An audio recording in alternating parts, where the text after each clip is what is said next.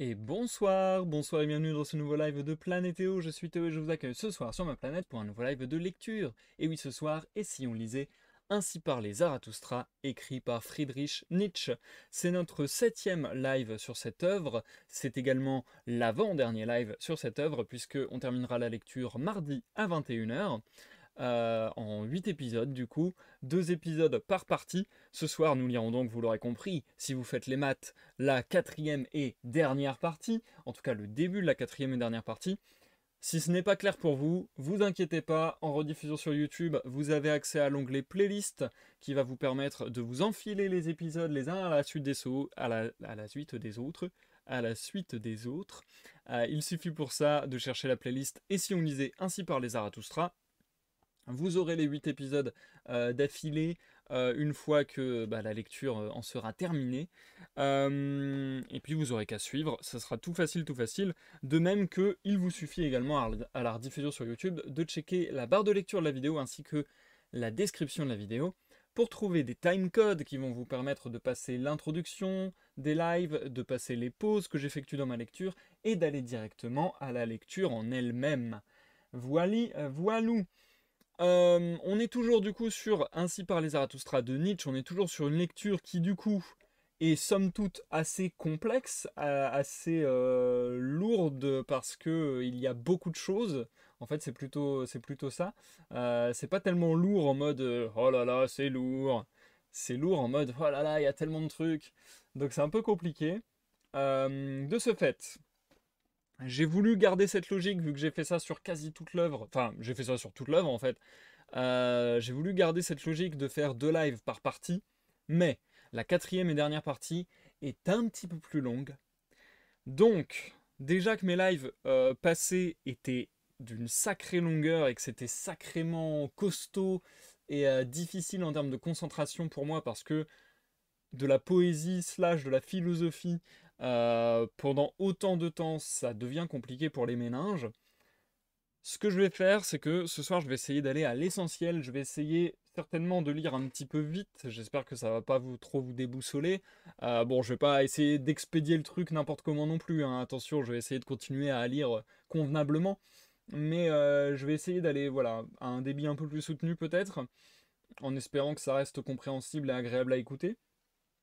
Et puis, ce que je vais faire aussi, c'est que je pense réduire au maximum les introductions de live et au maximum les pauses que j'effectuerai dans ma lecture, de manière à ce qu'on ne se retrouve pas après en diffusion avec une vidéo de 2h30, 3 heures. J'aurais pas envie de ça.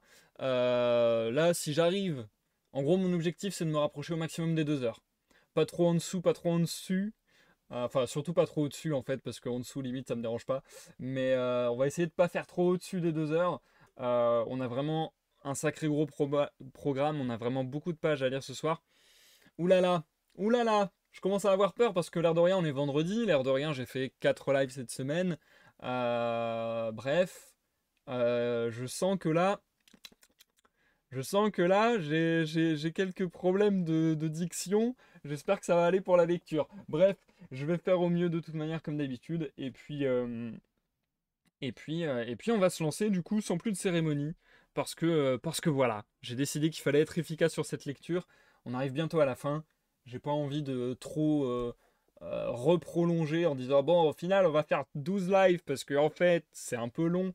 Non, maintenant qu'on est lancé sur 2 lives par partie, on termine. En plus, ça tombe bien parce que, comme je vous disais la fois précédente, je crois, du coup, là, on est vendredi. Ensuite, ça ferait un live mardi. Et en général, entre 2 lectures, je fais une pause. Et là, vendredi, dans une semaine, je ne suis pas disponible pour live. Donc, ça tombe bien. La pause tombe quand je ne suis pas disponible. Tout est bien calculé, tout est bien fait. Donc voilà, autant être sûr de terminer pour mardi. On va faire ça.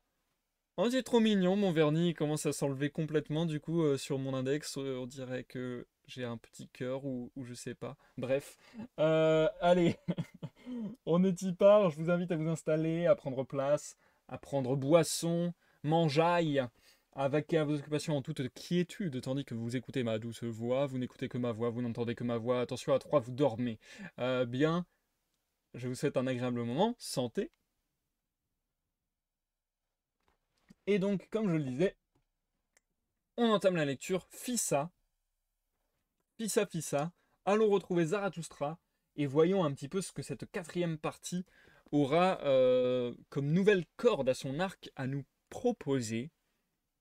Parce qu'on a quand même remarqué des petites différences de partie en partie, on a vu des petites évolutions quand même dans la manière dont étaient construits les textes et ainsi de suite. Donc voyons si la quatrième et dernière partie nous réserve de nouvelles surprises. Allez, hop, je recheck tout parce que bah, j'ai envie d'être sûr que tout fonctionne bien. Surtout que je me lance rapidement, donc j'ai pas trop eu le temps de voir si tout le live était bien lancé, tout ça, tout ça. Mais a priori, tout fonctionne bien. On passe sur le setup lecture. Et que vous me regardiez en live sur Twitch ou en rediffusion sur YouTube, je vous souhaite une excellente écoute. On est parti pour 27 pages. Je pense qu'on en a pour... Je crois que l'autre fois j'ai fait 23 ou 24 pages en 50 minutes. C'est à peu près 2 minutes la page de toute manière en lecture à voix haute, je considère. En général, on va dire c'est la moyenne. Donc je pense que là, je vous reviens dans quasiment 1 heure. Putain, j'y crois pas que je suis en train de faire ça. J'ai l'impression que ce soir, je vais vous faire 2 fois 1 heure de lecture. C'est gigantissime. Je sais pas si je vais tenir, mais souhaitez-moi bonne chance. Je vais essayer de le faire pour vous. Bref. Bonsoir Lilith, bonsoir Lulu, bienvenue. J'espère que vous allez bien. Je vous souhaite une bonne écoute. Allez, à tout à l'heure, motivé. Quatrième et dernière partie. Hélas, où se commet-il sur terre plus de folie que chez les miséricordieux? Et qu'est-ce qui a fait plus de mal sur terre que la folie des miséricordieux? Malheur aux âmes aimantes qui n'ont pas en elles une cime d'où elles dominent leur pitié. Le diable un jour m'a dit « Dieu lui aussi a son enfer, c'est son amour pour les hommes. » Et récemment, je lui ai entendu dire cette parole. Dieu est mort, il a péri de sa miséricorde envers les hommes. Ainsi parlait Zarathustra, deuxième partie, des miséricordieux. L'offrande de miel. Et de nouveau les mois et les ans passèrent sur l'âme de Zarathustra sans qu'il y prît garde, mais ses cheveux blanchissaient. Un jour qu'assis sur une pierre à l'entrée de sa caverne, il regardait au loin sans rien dire. Or on voyait la mer de là-haut, et l'on dominait un enchevêtrement d'abîmes. Ces animaux rôdaient soucieux autour de lui, puis finirent par se placer en face de lui. « Ô Zarathustra, dirent-ils, est-ce ton bonheur que tu cherches à l'horizon ?»« Qu'importe le bonheur, répondit-il, il y a longtemps que je ne suis plus à l'affût du bonheur. Je suis à l'affût de mon œuvre. Ô Zarathustra, reprirent-ils, tu dis cela comme si tu étais rassasié de bonheur. Tu baignes, n'est-ce pas, dans un lac de bonheur azuré? Dans un lac de bonheur azuré. Fripon que vous êtes, répondit Zarathustra en souriant, que vous savez bien choisir votre parabole. Mais vous savez aussi que mon bonheur est pesant et non semblable à l'onde liquide. Il me pèse et m'obsède et s'attache à moi comme de la poix fondue. Alors les animaux se remirent à tourner autour de lui, pensifs, puis deux rechefs s'arrêtèrent en face de lui. « Ô Zarathustra, dirent-ils, est-ce donc là pourquoi ton teint devient de plus en plus noirâtre et jaune, alors que tes cheveux qui blanchissent deviennent pareils au chanvre? Prends garde de tomber dans cette poix dont tu parles. »« Que dites-vous là, mes animaux » dit Zarathustra en riant. « En vérité, j'ai blasphémé en faisant allusion à la poix. Il ne m'est rien arrivé que ce qui advient à tous les fruits qui mûrissent. C'est le miel qui coule dans mes veines qui m'épaissit le sang et rend mon âme plus taciturne. »« Sans doute, ô Zarathustra, répondirent les animaux en se blottissant contre lui. Mais ne veux-tu pas monter aujourd'hui sur quelque haute montagne? L'air est pur et la vue plus belle que jamais. »« Oui, mes animaux, répondit-il, votre conseil est excellent et tout à fait selon mon cœur. Je gravirai dès aujourd'hui quelque haute cime.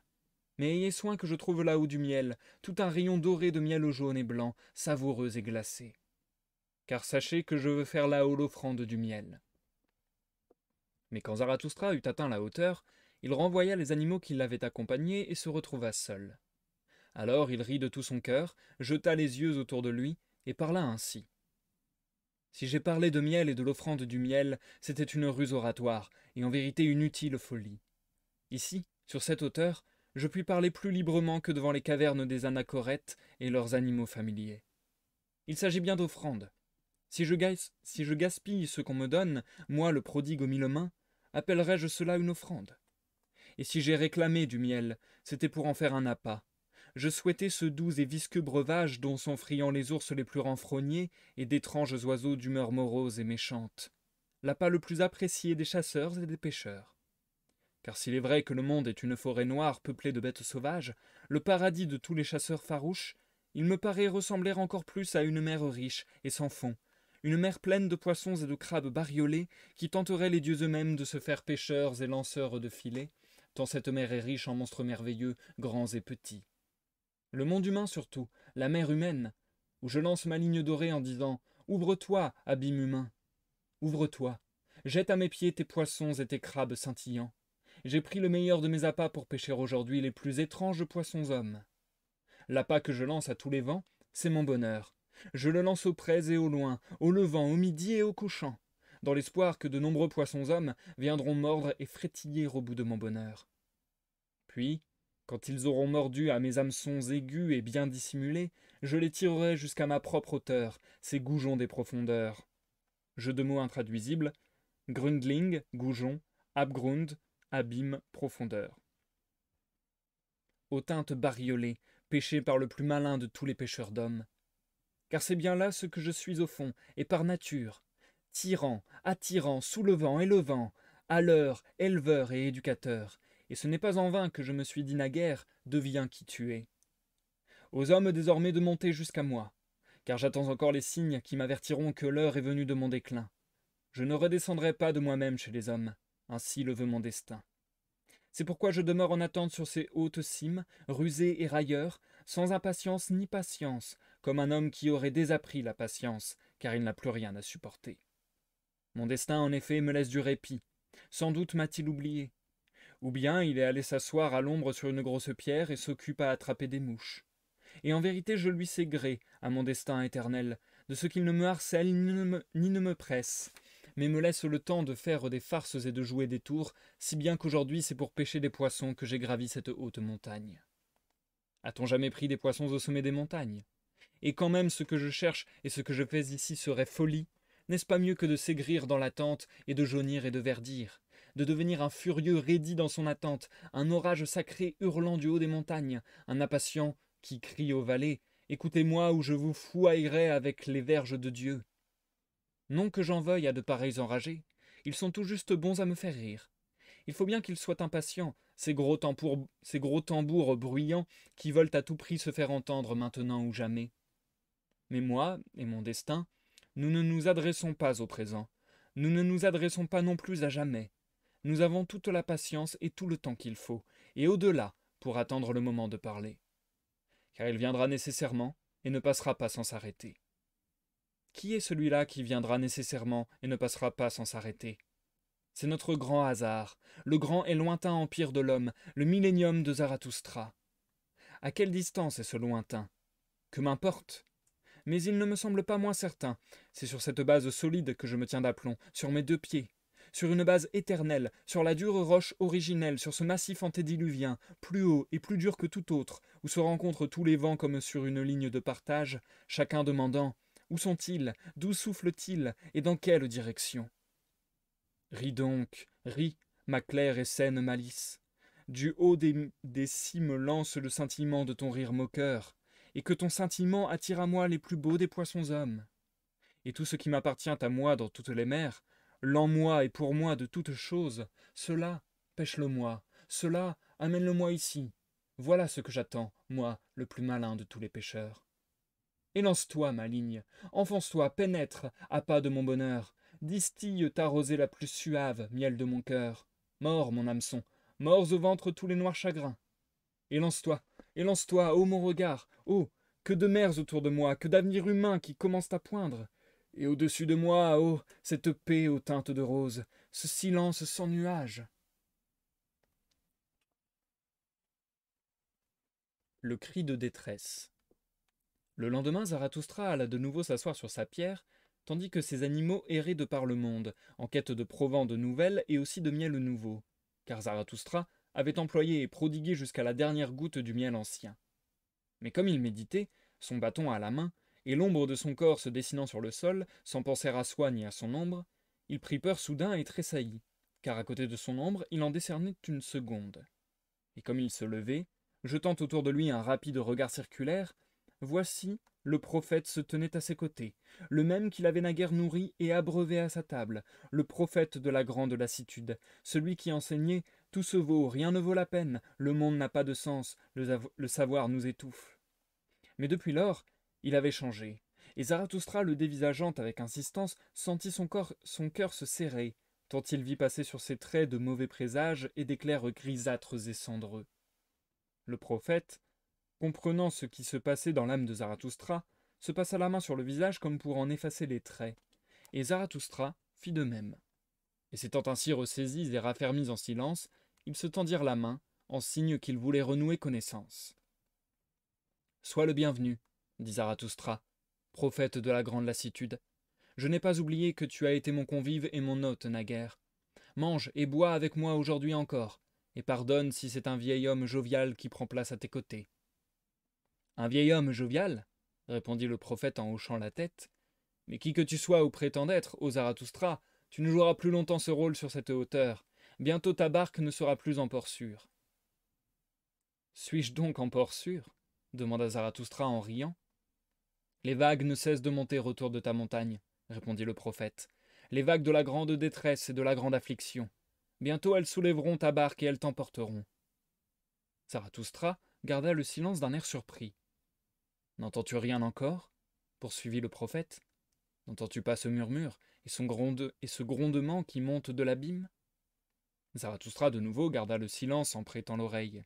Alors il entendit un long, long cri que les abîmes se lançaient et se renvoyaient de l'un à l'autre, car aucun ne voulait le garder pour soi, tant il était discordant. « Méchant prophète, dit enfin Zarathustra, c'est un cri de détresse et un cri humain. Il monte sans doute de quelque noir océan. Mais que m'importe la détresse humaine, le dernier péché qui m'est réservé, tu sais quel nom il porte ? » « La pitié, répondit le prophète d'un ton pathétique en levant les deux mains. Ô Zarathustra, je suis venu t'induire à commettre ton dernier péché. Et à peine eut-il prononcé ces mots que le cri retentit de rechef, plus prolongé, plus angoissé qu'auparavant, et déjà beaucoup plus proche. Entends-tu, ô Zarathustra, s'écria le prophète.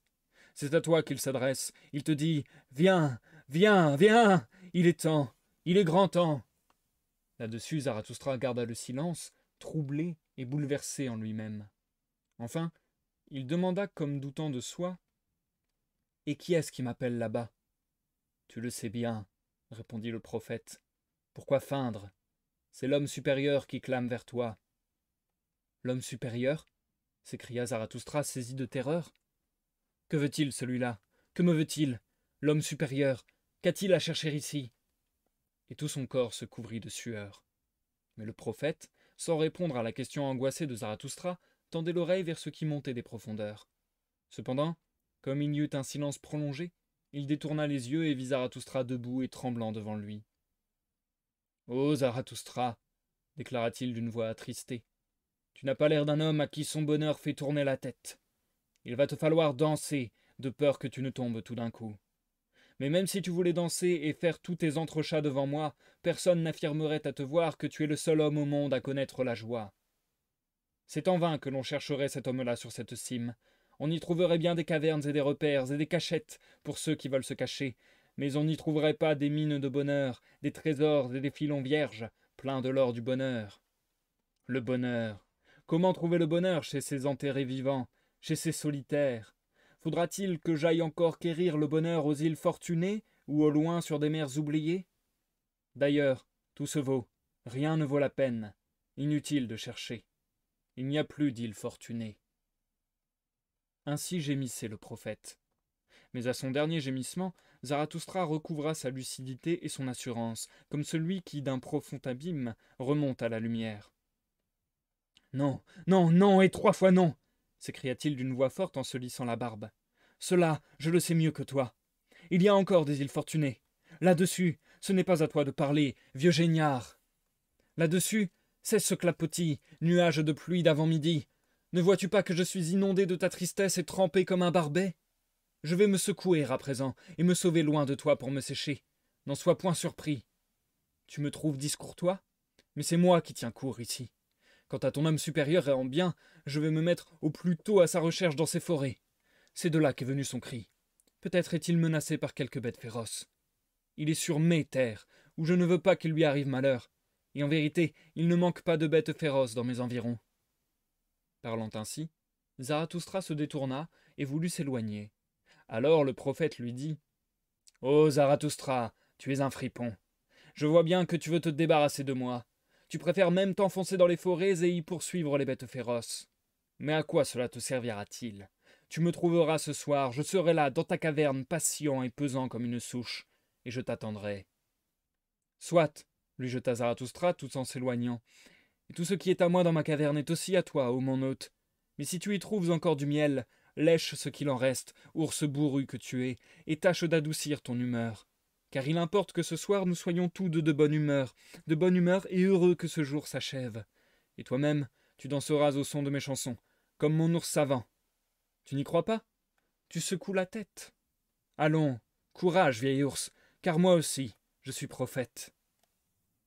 Ainsi parlait Zarathustra. Dialogue avec les rois. 1. Zarathustra n'avait pas encore fait 1 heure de chemin dans ces montagnes et ces forêts qu'il aperçut soudain un étrange cortège. Sur la route qu'il allait prendre pour descendre s'avançaient 2 rois, parés de couronnes et de ceintures de pourpre, bariolés comme des flamands. Ils poussaient devant eux un âne bâté. « Que viennent faire ces rois dans mon domaine ?» se dit Zarathustra surpris en son cœur, et vite il se cacha derrière un buisson.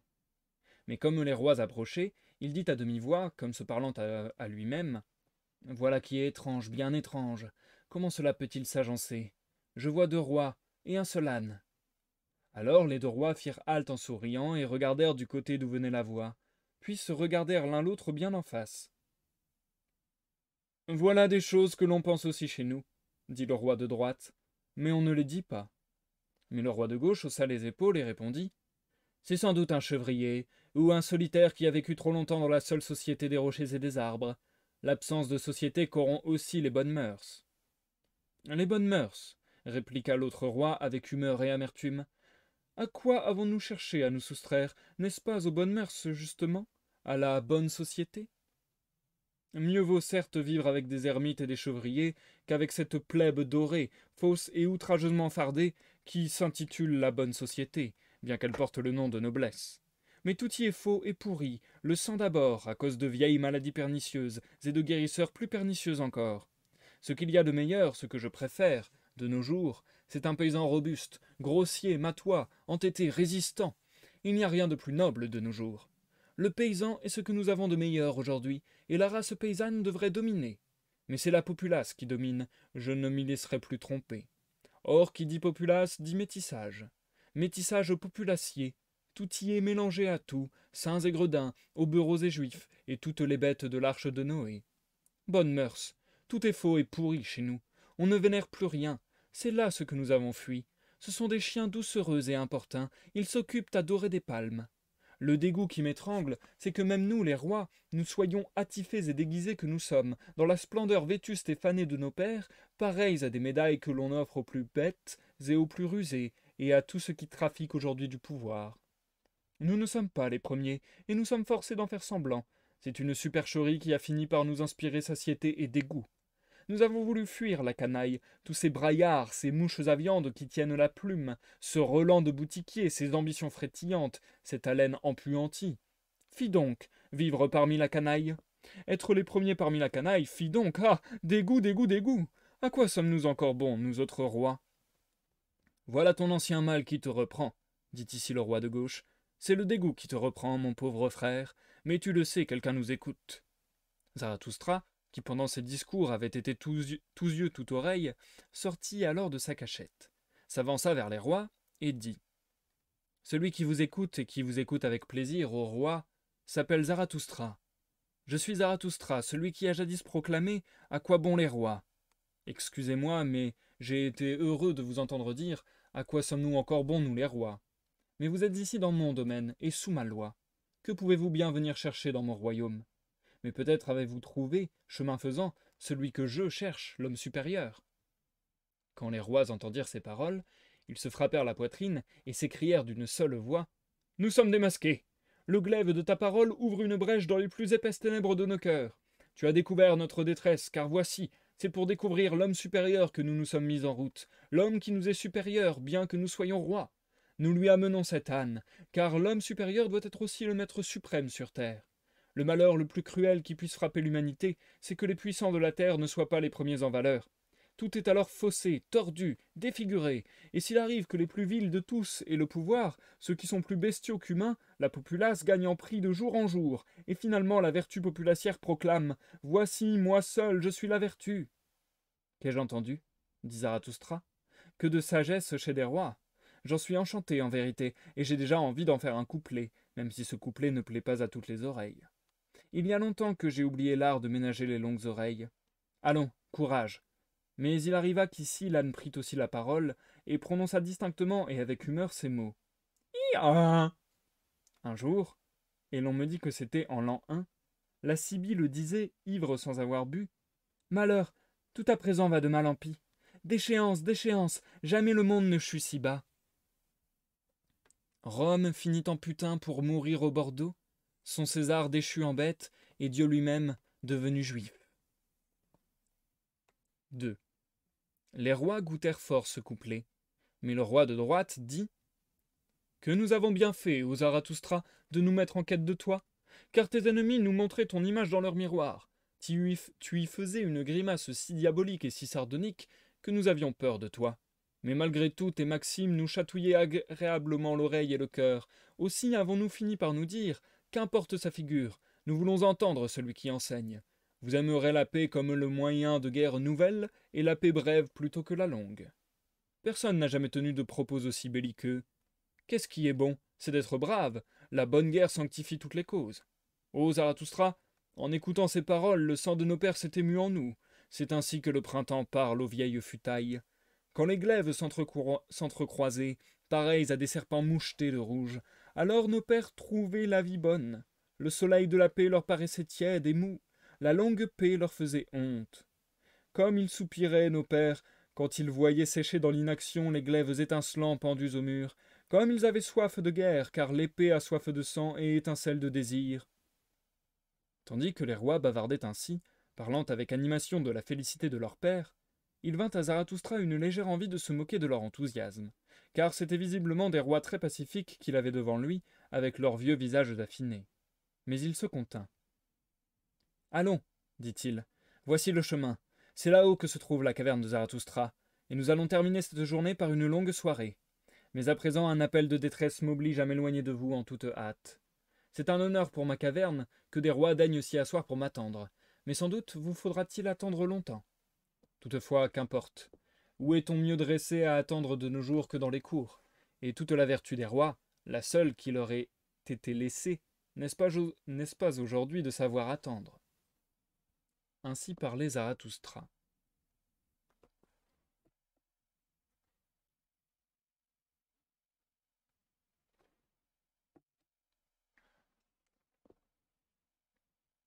La sangsue. Et Zarathustra s'éloigna pensif, s'enfonçant de plus en plus dans les forêts et longeant des espaces marécageux. Mais comme il arrive quand on réfléchit à des choses difficiles, il buta par mégarde sur un homme. Et voici que soudain un cri de douleur et de jurons et 20 injures lui giclèrent à la face, de telle sorte que, dans son effroi, il leva son bâton et frappa celui qu'il avait déjà heurté. Mais aussitôt il se ressaisit et se mit à rire en son cœur de la folie qu'il venait de faire. « Pardonne-moi, dit-il à celui qu'il venait de heurter et qui s'était relevé furieux pour s'asseoir aussitôt. « Pardonne-moi et écoute avant toute chose une parabole. Comme un voyageur qui rêve à des choses lointaines heurte par mégarde dans une rue solitaire un chien endormi par terre au soleil, comme tous deux sursautent et s'invectivent, pareils à des ennemis mortels, tous deux en proie à une peur mortelle, ainsi en est-il advenu de nous. Et pourtant, comme il s'en est fallu de peu qu'ils s'embrassent, ce chien et ce solitaire, ne sont-ils pas tous deux solitaires? » « Qui que tu sois, dit l'offensé toujours furieux, ta parabole me blesse à l'égal de ton coup de pied. Regarde un peu si je suis un chien. » Et se remettant sur ses pieds, il tira un bras nu hors du marécage. car il était auparavant couché de tout son long sur le sol, caché et méconnaissable, comme ceux qui guettent le gibier d'eau. « Mais que fais-tu donc » s'écria Zarathustra épouvanté, car il voyait sur le bras nu le sang ruisseler en abondance. « Que t'est-il arrivé? Malheureux, est-ce une bête cruelle qui t'a mordu » L'homme ensanglanté riait malgré sa colère. « Que t'importe » dit-il en faisant mine de s'éloigner. « Je suis chez moi, ici, dans mon domaine. On a beau me poser des questions, il n'y a guère de chance que je réponde à un rustre. »« Tu te trompes, » fit Zarathustra avec compassion en le retenant. « Tu te trompes, tu n'es pas chez toi ici, mais dans mon domaine, et je n'entends pas qu'il y arrive malheur à qui que ce soit. Appelle-moi comme tu voudras, je suis tel que je dois être. Le nom que je me donne, c'est Zarathustra. Courage, ce chemin mène à la caverne de Zarathustra. Ce n'est pas loin. Ne veux-tu pas venir chez moi panser tes plaies? Tu n'as pas eu de chance dans cette vie, malheureux. D'abord une bête t'a mordu, puis un homme t'a foulé aux pieds. » Mais quand celui qui l'avait heurté entendit le nom de Zarathustra, il devint tout autre. « Que m'arrive-t-il donc » s'écria-t-il. « Qu'y a-t-il au monde qui m'importe hormis ce seul homme, Zarathustra, et ce seul animal qui vive de sang humain, la sangsue? C'est à cause de cette sangsue que j'étais là couché dans le marécage comme un pêcheur, et déjà mon bras étendu portait 10 morsures, et voici qu'une sangsue plus belle, Zarathustra en personne, vient goûter à mon sang. Ô bonheur, ô miracle, béni soit le jour qui m'a conduit dans ce marécage, béni soit la meilleure ventouse, la plus vivante qui vive aujourd'hui, béni soit Zarathustra, la grande sangsue de la conscience. » Ainsi parlait l'homme piétiné, et Zarathustra prenait plaisir à ses paroles et à ses façons délicates et respectueuses. « Qui es-tu » demanda-t-il en lui tendant la main. « Il reste bien des points à élucider et à éclaircir entre nous, mais déjà il me semble que le jour se lève, clair et pur. »« Je suis le scrupuleux de l'esprit, » répondit son interlocuteur, « et en ce qui concerne les choses de l'esprit, il n'en est guère qui se montre plus sévère, plus rigoureux ou plus dur que moi, si ce n'est celui qui fut en cela mon maître, j'ai nommé Zarathustra. Plutôt ne rien savoir que de savoir beaucoup à moitié. Plutôt être un fou à ma guise qu'un sage au goût d'autrui. Moi je vais au fond des choses. Qu'importe que ce fond soit grand ou petit, qu'il s'appelle le marécage ou le ciel. Un fond grand comme la main me suffit, pourvu qu'il soit un fond et une base véritable. Un fond grand comme... Pardon. Non, c'est bon. Un fond grand comme la main suffit pour qu'on s'y tienne. En matière de conscience scientifique, rien n'est petit ni grand. Tu es peut-être le spécialiste de la sangsue, demanda Zarathustra. Et tu étudies sans doute à fond la sangsue, esprit scrupuleux. Oh, Zarathustra, répliqua le blessé, ce serait un sujet immense. Comment pourrais-je avoir de telles prétentions? Mais le domaine où je suis connaisseur et passé maître, c'est le cerveau de la sangsue. C'est là mon univers. Et c'est vraiment un univers. Mais pardonne si je laisse parler ici mon orgueil, car dans ce domaine je n'ai pas d'égal. C'est pourquoi je peux dire que c'est mon domaine. Depuis combien de temps ne me suis-je pas attaché à cet unique sujet, le cerveau de la sangsue, craignant toujours que la vérité glissante ne m'échappe sur ce point précis. C'est là mon domaine. C'est pour cela que j'ai tout jeté par-dessus bord, c'est pour cela que tout le reste m'est devenu indifférent. Et ma noire ignorance commence à la frontière même de mon savoir. Ma conscience spirituelle exige que je sache une seule chose et rien d'autre. J'ai horreur de tous les esprits à demi-faits, de tous les esprits nébuleux, flottants, exaltés. Où cesse ma probité, je suis aveugle et je veux l'être. Mais où je veux savoir, je veux aussi être probe, c'est-à-dire dur, sévère, rigoureux, cruel, impitoyable. Ce que tu as dit un jour toi-même aux Zarathustra, que l'esprit c'est la vie tranchant dans sa propre chair, c'est cette parole qui m'a conduit vers ta doctrine, c'est elle qui m'a séduit. Et en vérité, c'est au prix de mon sang que j'augmente mon propre savoir. Comme le prouve l'évidence, dit Zarathustra, car le sang coulait toujours du bras nu du scrupuleux. 10 sangsues s'y étaient fixés. Oh, singulier compagnon, que de choses m'enseigne cette évidence. Je veux dire ta personne, et je ne devrais peut-être pas tout confier à tes oreilles austères. Allons, séparons-nous ici, mais j'aimerais te revoir. Je me disais que je me trompais de personnage. Pardon. Ô singulier compagnon, que de choses m'enseigne cette évidence. Je veux dire ta personne, et je ne devrais peut-être pas tout confier à tes oreilles austères. Allons, séparons-nous ici, mais j'aimerais te revoir. Ce chemin là-haut monte à ma caverne. J'aurai plaisir à t'y accueillir ce soir. J'aimerais réparer envers ton corps le mal que je t'ai fait en te foulant aux pieds. C'est à quoi je songe. Mais à présent, un cri de détresse m'appelle en toute hâte loin de toi. Ainsi parlait Zarathustra.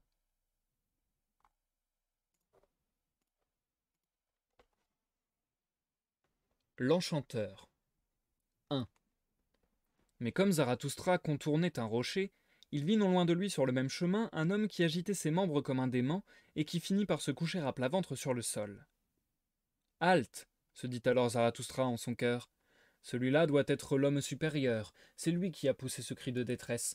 Je vais voir ce que je puis faire pour lui. » Mais étant accouru à l'endroit où l'homme gisait à terre, il vit un vieil homme tremblant aux yeux fixes, et tous ses efforts pour le remettre sur pied furent vains.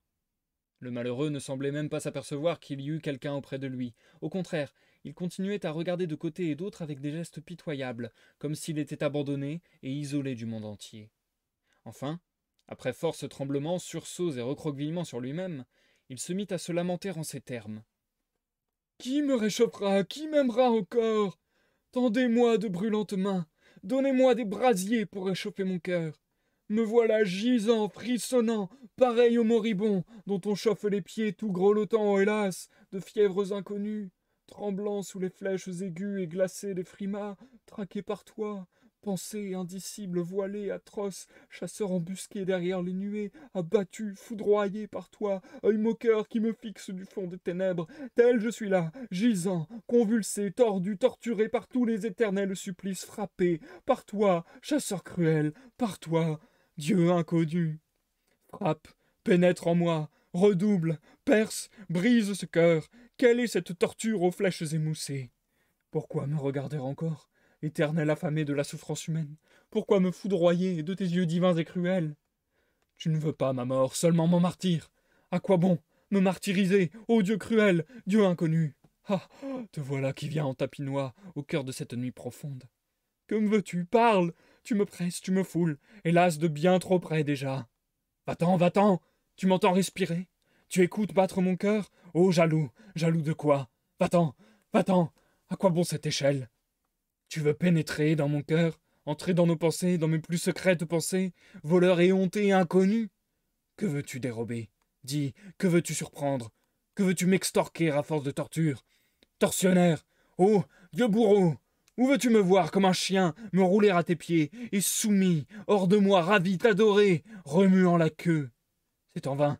Blesse-moi encore, cruel aiguillon. Non, je ne suis pas ton chien, ton gibier seulement, chasseur cruel, ta plus orgueilleuse capture, brigande au-delà des nuées. Parle enfin. Que veux-tu de moi, voleur de grands chemins? Voilé d'éclairs, parle, inconnu. Que veux-tu, inconnu? Dieu! Quoi? Ma rançon? Pourquoi vouloir une rançon? Mais demande beaucoup, mon orgueil t'en avise, et parle en peu de mots, mon autre orgueil te le conseille. Ha ha! C'est moi que tu veux, moi, tout entier. Ha ha! Et tu me martyrises, fou que tu es, tu martyrises mon orgueil, donne-moi plutôt de l'amour. Qui me réchauffera? Qui m'aimera encore? Donne-moi de brûlantes mains, donne-moi les brasiers pour réchauffer mon cœur. Donne-moi, à moi solitaire, que la glace cette fois redoublée sur mon cœur a fait si désireux, hélas, désireux, même d'ennemi. Donne-moi, plutôt donne-toi, cruel ennemi, donne-toi, à moi. Disparu, envolé lui aussi, mon dernier, mon seul compagnon, mon grand ennemi, mon inconnu, mon divin bourreau. Non, reviens, avec tous tes supplices, reviens vers le dernier de tous les solitaires. Oh, reviens, tous les ruisseaux de mes pleurs courent vers toi. L'ultime flamme de mon cœur s'anime pour toi. Oh, reviens, toi, mon Dieu inconnu, toi, ma douleur, toi, mon dernier bonheur. 2. Mais ici Zarathustra n'y put tenir plus longtemps. Il saisit son bâton et frappa de toutes ses forces le pleureur. « Arrête !» lui cria-t-il avec un rire de colère. « Arrête, comédien, faux monnayeur, fief et menteur. Je te reconnais bien. Va, je t'échaufferai bien les jambes, moi, méchant enchanteur. Je m'y entends à faire suer ceux qui te ressemblent. »« Arrête !» dit le vieil homme en sautant sur ses pieds. « Cesse de me frapper, ô Zarathustra. Je faisais cela par jeu. Cela fait partie de mon art. Je voulais te mettre à l'épreuve, en te donnant cette preuve de mon art, et en vérité tu m'as bien démasqué. Mais toi aussi, tu m'as donné une preuve appréciable de ce que tu sais faire. Tu es dur, sage Zarathustra. Tu frappes fort avec tes vérités. De moi ton gourdin extirpe cette vérité. »« Ne me flatte pas, répliqua Zarathustra encore irrité et assombri. Comédien que tu es. Tu es faux. Pourquoi parles-tu de vérité? Pan des pans, mère de vanité, quelle comédie m'as-tu joué là, sinistre enchanteur? Qui voulais-tu m'obliger à reconnaître en toi, en t'écoutant gémir et te lamenter de la sorte? Je jouais le rôle du pénitent de l'esprit, dit le vieil homme. C'est toi qui as naguère inventé ce mot. Le poète, le magicien qui finit par tourner contre soi-même son esprit, l'homme qui s'étant transformé intérieurement, se congèle au contact de sa mauvaise science, de sa mauvaise conscience. Et avoue-le, il t'a fallu du temps, ô Zarathustra, pour découvrir mon artifice et mon mensonge. Tu croyais vraiment à ma détresse quand tu me soutenais la tête à deux mains. Je t'ai entendu te lamenter. On l'a trop peu aimé, trop peu aimé. L'idée de t'avoir si bien abusé faisait exulter ma malice au-dedans de moi. Tu as pu tromper de plus malin que moi, dit Zarathustra durement. Je ne me méfie pas des imposteurs. C'est pour moi une nécessité que d'ignorer la prudence. Mon destin le veut ainsi. Mais toi, tu dois mentir de toute nécessité. Je te connais assez pour le savoir. Tout ce que tu dis est à double, triple, quadruple et quintuple sens. Même ce que tu viens de m'avouer ne me semble ni assez vrai, ni assez faux à mon gré. Méchant faux monnayeur, comment pourrais-tu faire autrement? Tu farderais jusqu'à ta maladie si tu te montrais nu à ton médecin. C'est ainsi que tu viens de farder sous mes yeux ton mensonge en me disant « je l'ai fait seulement par jeu ». Tu y avais mis du sérieux aussi. Tu es dans une certaine mesure le pénitent de l'esprit. Je te devine.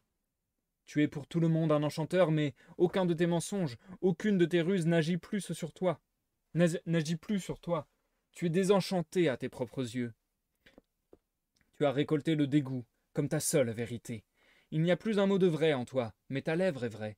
Je veux dire, le dégoût qui colle à ta lèvre.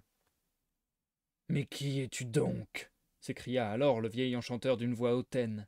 Qui a le droit de me parler ainsi, à moi le plus grand de tous les vivants? Et il lança sur Zarathustra un regard vert.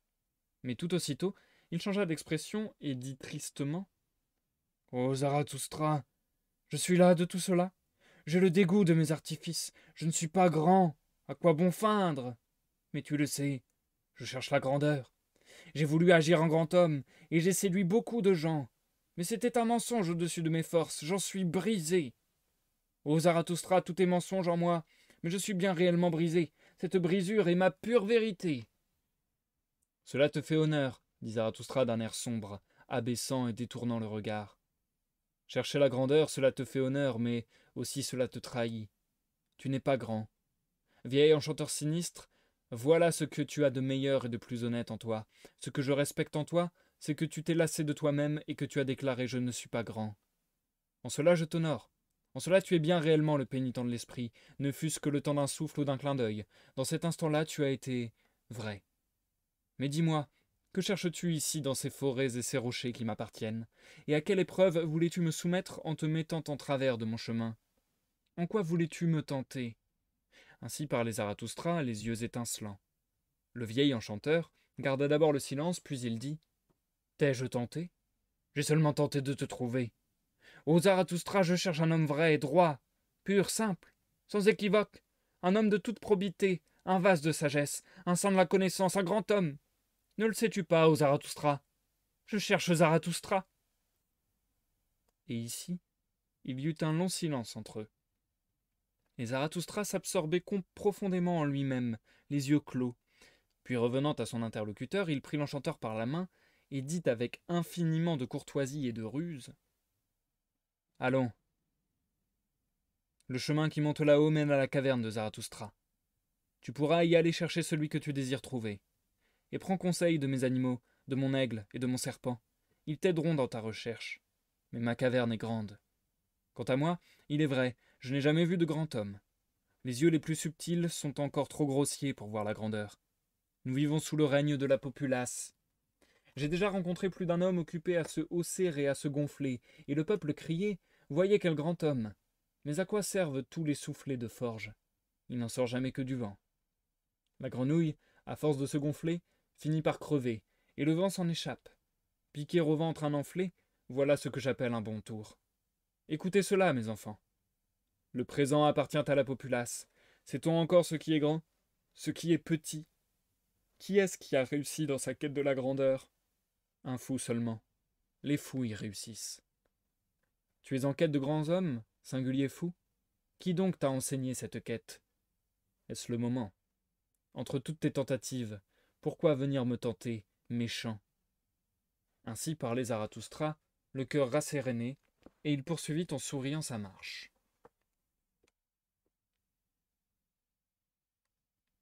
Hors service. Mais peu de temps après que Zarathustra se fut débarrassé de l'enchanteur, il vit de nouveau un homme assis au bord de la route, un homme noir et long, au visage pâle et décharné, et il en fut tristement impressionné. Hélas, se dit-il en son cœur, ce qui est assis là, c'est de la tristesse masquée, c'est une figure de prêtre, à ce qu'il me semble. Que veulent-ils ceux-là dans mon domaine? Quoi? Je viens à peine d'échapper à cet enchanteur et il faut qu'un autre nécromant se mette en travers de ma route? Quelqu'un de ces thaumaturges qui pratique l'imposition des mains, quelque sombre faiseur de miracles par la grâce de Dieu, quelque onctueux détracteur de la vie, que le diable emporte. Mais le diable n'est jamais où il devrait être. Il arrive toujours trop tard, maudit nain, sacré pied beau. Ainsi jurait Zarathustra plein d'impatience en son cœur, décidé à passer rapidement devant l'homme en détournant le regard. Mais voici qu'il en arriva tout autrement. En effet, l'homme assis l'avait aperçu au même instant, et comme s'il avait trouvé à l'improviste quelque bonheur imprévu, il se leva d'un bond et s'avança vers Zarathustra. « Qui que tu sois, ô voyageur, dit-il, viens en aide à un homme égaré qui cherche son chemin, à un vieillard à qui il risque d'arriver malheur. Ce monde-ci m'est étranger et lointain, et j'ai entendu hurler des bêtes sauvages, et celui qui aurait pu me protéger n'est plus. J'étais en quête du dernier des hommes pieux, un saint ermite qui seul dans sa forêt n'avait pas encore entendu dire ce que tout le monde sait de nos jours. » « Qu'est-ce que tout le monde sait de nos jours » demanda Zarathustra. « Est-ce peut-être que le vieux Dieu auquel tout le monde croyait autrefois n'existe plus ?»« Tu l'as dit, » répondit tristement le vieillard, « et j'ai servi ce vieux Dieu jusqu'à sa dernière heure. Mais maintenant je suis hors service sans maître, bien que je ne sois pas libre. Je n'ai plus une heure qui me soit plaisante, si ce n'est dans mes souvenirs. Je suis monté sur cette montagne pour y célébrer de nouveau une de ces fêtes qui conviennent à un vieux pape et père de l'Église, car sache-le, je suis le dernier pape, la fête des pieux souvenirs et des rites divins. Pardon. Mais il se trouve qu'il est mort lui aussi, cet homme pieux entre tous, ce saint de la forêt qui louit son Dieu sans cesse par ses chants et ses grognements. J'ai trouvé sa cabane, mais lui, je ne l'ai plus trouvé. J'y ai vu deux loups qui l'appelaient en hurlant à la mort, car toutes les bêtes l'aimaient. Alors j'ai pris la fuite. Étais-je donc venu en vain dans ces forêts et ces montagnes? J'ai alors résolu en mon cœur d'en chercher un autre, le plus pieux parmi ceux qui ne croient pas en Dieu. J'ai résolu de chercher Zarathustra. Ainsi parla le vieillard, fixant d'un regard perçant son vis-à-vis. Mais Zarathustra saisit la main du vieux pape et la considéra longuement, plein d'admiration. Vois donc, Saint-Père, dit-il enfin, quelle belle main effilée, la main d'un homme qui n'a jamais fait que bénir. Mais à présent c'est moi qu'elle tient solidement, moi que tu cherches, Zarathustra. Je suis Zarathustra le sans-dieu, qui dit qui est plus impie que moi, que j'aille me mettre à son école. Ainsi parlait Zarathustra, et son regard perçait à jour les pensées et arrière-pensées du vieux pape. Celui-ci reprit enfin. L'homme qui l'a le mieux aimé, le mieux possédé, est aussi celui qui l'a le mieux perdu. Vois, je suis sans doute de nous deux le plus privé de Dieu, mais qui oserait y trouver plaisir? Tu l'as servi jusqu'à la fin? Demanda Zarathustra d'un air rêveur après un long silence. Tu sais comment il est mort? Est-ce vrai ce que l'on dit, que c'est la pitié qui l'a étouffé? Qu'ayant vu l'homme pendu à la croix, il n'a plus pu supporter que l'amour des hommes fût devenu pour lui un enfer, et causa sa mort pour finir. Mais le vieux pape, sans répondre, détournait le regard d'un air farouche, et son visage n'écrit que douleur et tristesse. Ne t'occupe plus de lui, reprit Zarathustra après une longue réflexion, regardant toujours le vieillard dans le blanc des yeux. Ne t'occupe plus de lui, il a disparu. Et bien que ce soit tout à ton honneur de ne vouloir dire que du bien de ce disparu, tu sais tout aussi bien que moi quel il était, et qu'il suivait de singulières voies. Pour le dire entre trois yeux, dit le vieux pape un peu déridé car il était borgne, sur le compte de Dieu j'en sais plus long que Zarathustra en personne, et c'est justice. Mon dévouement l'a servi pendant de longues années, mon vouloir se pliait en toutes choses à son vouloir. Mais un bon serviteur sait tout, et bien des choses que son maître se dissimule à soi-même.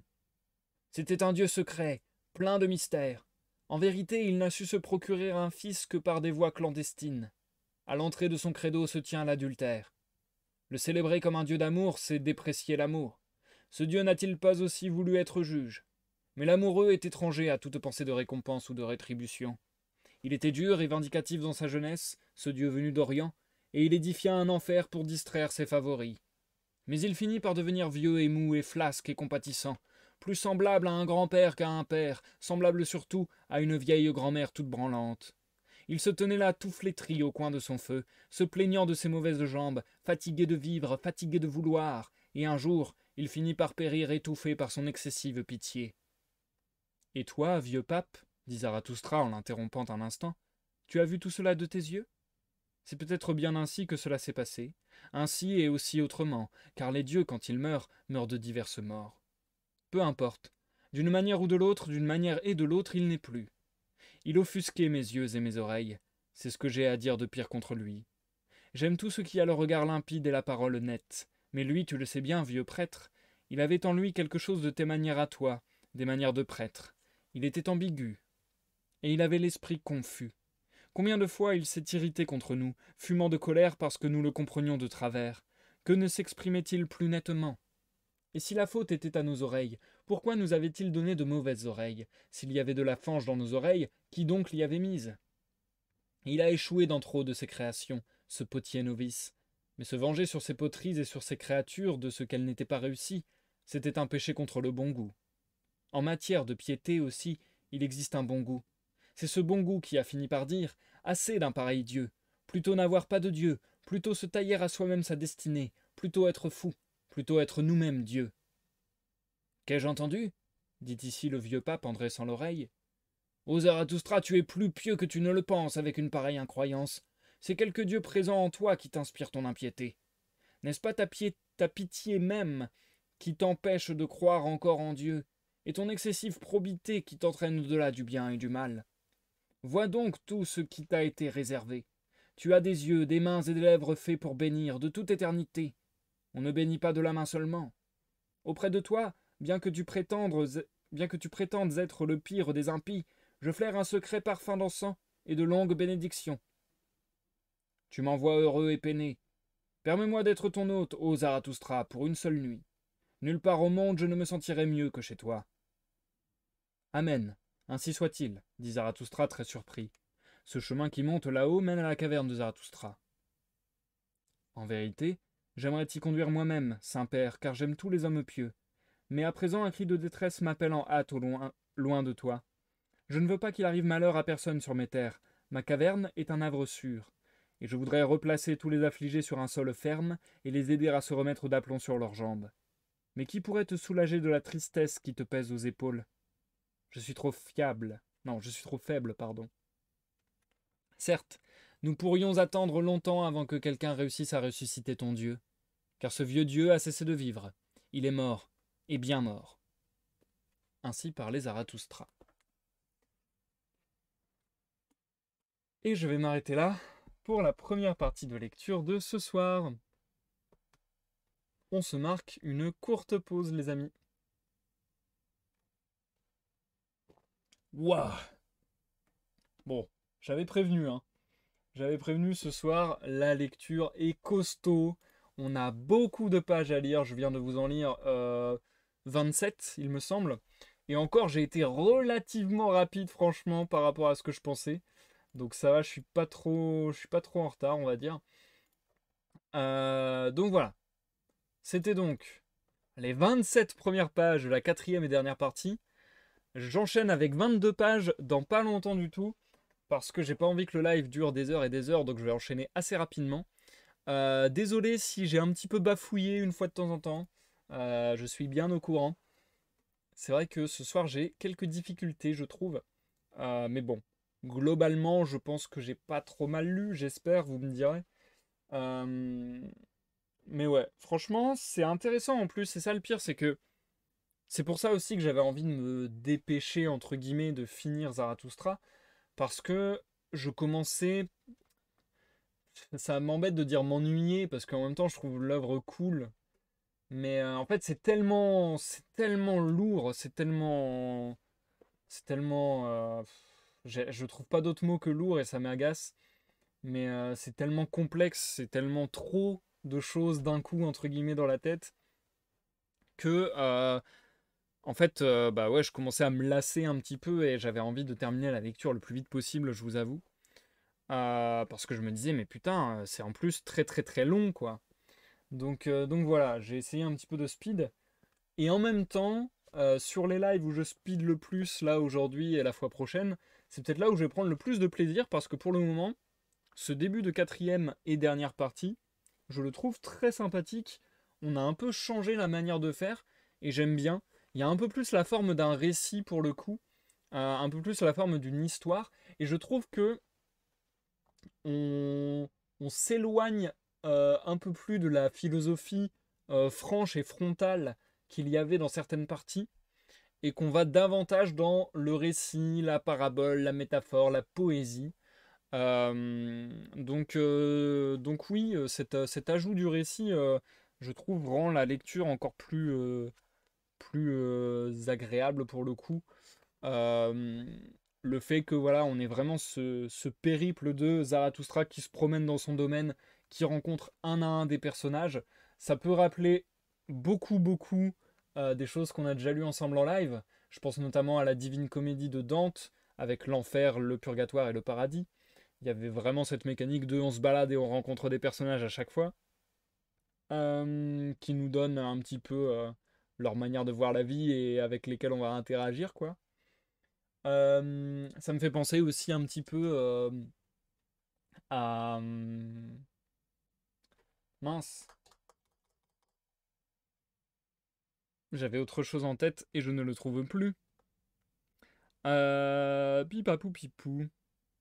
Bref, bref. En tout cas, on se rapproche d'une forme de récit un peu plus classique, on va dire. Et du coup, ça aide à rester accroché à l'histoire, je trouve. Ça aide à suivre ce périple et à ne pas trop se perdre. Euh, Par contre, j'ai l'impression que maintenant, il n'y a plus tellement de messages philosophiques nouveaux, et c'est beaucoup de la redite des parties précédentes. Donc c'est sympa, mais du coup, je sais pas si vraiment il apporte des précisions, des nuances. J'ai pas l'impression qu'il aille beaucoup plus dans le détail et qu'il y ait beaucoup plus à ressortir de ces textes-là au final. Je sais pas, c'est difficile à dire pour moi. Après, je vous l'ai dit plusieurs fois aussi, c'est compliqué pour moi cette lecture de vraiment me plonger dans les idées de Nietzsche. Je les trouve assez. Je les trouve très détaillées et à la fois très compliquées à cerner. J'ai un peu l'impression que il se parle avec son propre cerveau et avec ses propres concepts et il se parle à lui-même, quoi. C'est ça qui est un peu pénible. Comme si Zarathustra c'était un personnage créé pour parler avec lui-même. Je sais pas, il y a quelque chose comme ça. D'ailleurs, ça m'a beaucoup fait tiquer parce que dans sa critique de la religion, et notamment de la religion chrétienne, euh, on voit qu'il continue à charger à fond la religion chrétienne, et on voit qu'il donne comme raison pour cela, entre autres, il ajoute un argument de euh, les enseignements de Dieu étaient trop ambigus, euh, on comprenait pas bien ses messages, c'était flou, c'était pas facile à comprendre pour les hommes, c'était sujet à interprétation, etc. Et du coup, à la fois, je trouve son argument intéressant, et à la fois, j'ai l'impression que cet argument peut complètement se, se, se, se retourner contre lui, parce que c'est ce que je trouve depuis le début du bouquin, que Zarathustra parle comme si c'était l'évangile selon Zarathustra, et que, bah, en usant de paraboles et de métaphores sans arrêt, c'est pas évident de suivre sa pensée, je trouve. Donc c'est assez paradoxal, je trouve que vraiment l'argument qu'il a contre la religion, il pourrait se le retourner contre soi. Je vérifie vite fait parce que j'avais checké jusqu'à où j'allais lire. Oui, voilà, c'est ça. Ok. Ok. Petite précision aussi, parce que du coup, vous le voyez pas, mais textuellement, formellement, on a eu aussi une nouveauté dans cette œuvre, enfin dans cette partie, puisque tout le passage avec, vous savez, l'enchanteur là, le vieux un peu foufou, qui réclame de l'amour, etc. Bref, et bien tout ce passage-là, que j'ai fait avec une voix un petit peu bizarre, tout ce passage-là était en vers, donc vraiment, on va dire comme de la poésie plus classique, entre guillemets. Je vous montre peut-être les pages vite fait. Hop. Donc voilà, là on est beaucoup plus sur un format classique de poésie, on va dire, alors que Zarathustra en général c'est des pleines pages quoi. Donc du coup je trouvais ça intéressant parce que de la même manière, à un moment je crois qu'il le dit d'ailleurs, je crois qu'il compare l'enchanteur à un poète en disant est-ce que tu as voulu te jouer de moi en faisant le poète ou le magicien, etc. Je sais plus. Ou bien c'est lui-même qui parle de lui en disant poète. Ouais c'est ça. Mais du coup c'est intéressant de voir bah, du coup au sein de la poésie de Nietzsche, la poésie d'un poète, d'un enchanteur que Zarathustra met en cause. Donc, encore une fois, on pourrait dire à Nietzsche, mais t'es au courant que tu fais exactement ce que tu dis qui n'est pas bien? Bon, après, j'imagine que du coup, non, et qu'il y a une nuance subtile à cela, et que pour lui, c'est pas la même chose exactement, et ainsi de suite. Mais c'est vrai que c'est difficile de comprendre exactement, je trouve, les frontières de la pensée de Nietzsche et vraiment ce en quoi il croit.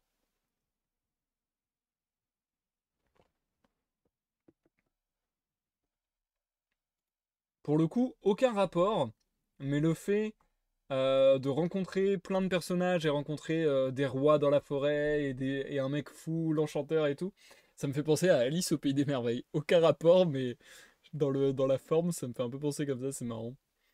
Mais ouais, franchement, je trouve que c'était assez agréable à lire tout ça, ça va. Même si j'ai toujours du mal à saisir la pensée de Nietzsche, donc c'est un peu dommage, quoi. Bien, il est en train de donner rendez-vous à tout le monde à sa caverne. Je commence à avoir très peur qu'à la fin on ait un big dialogue avec tous les personnages et que ce soit un enfer à vous lire à l'oral. Mais on verra ça en temps et en heure. En attendant, on va poursuivre, j'imagine, sa traversée de son domaine à la recherche de l'homme supérieur, avec ce cri de détresse. Et puis on va voir s'il arrive à le trouver. Et s'il arrive à le trouver, qu'est-ce qui se passe? Ou bien s'il va continuer à croiser des tonnes et des tonnes de gens différents. On verra. Vas-y, courage. Merci Lilith pour les encouragements, ça fait extrêmement plaisir. Hop. Je te souhaite une bonne écoute Lilith, bonne écoute Lulu si tu es toujours parmi nous, bonne écoute à tous ceux dans l'ombre du chat et à ceux qui nous regardent en rediffusion sur YouTube. Et je vous dis à dans, à mon avis, une bonne quarantaine de minutes du coup, pour la fin du live cette fois-ci. Oh, laissez-moi bailler un petit coup.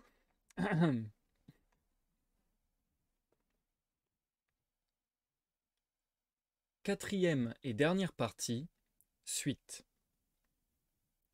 Le plus hideux des hommes.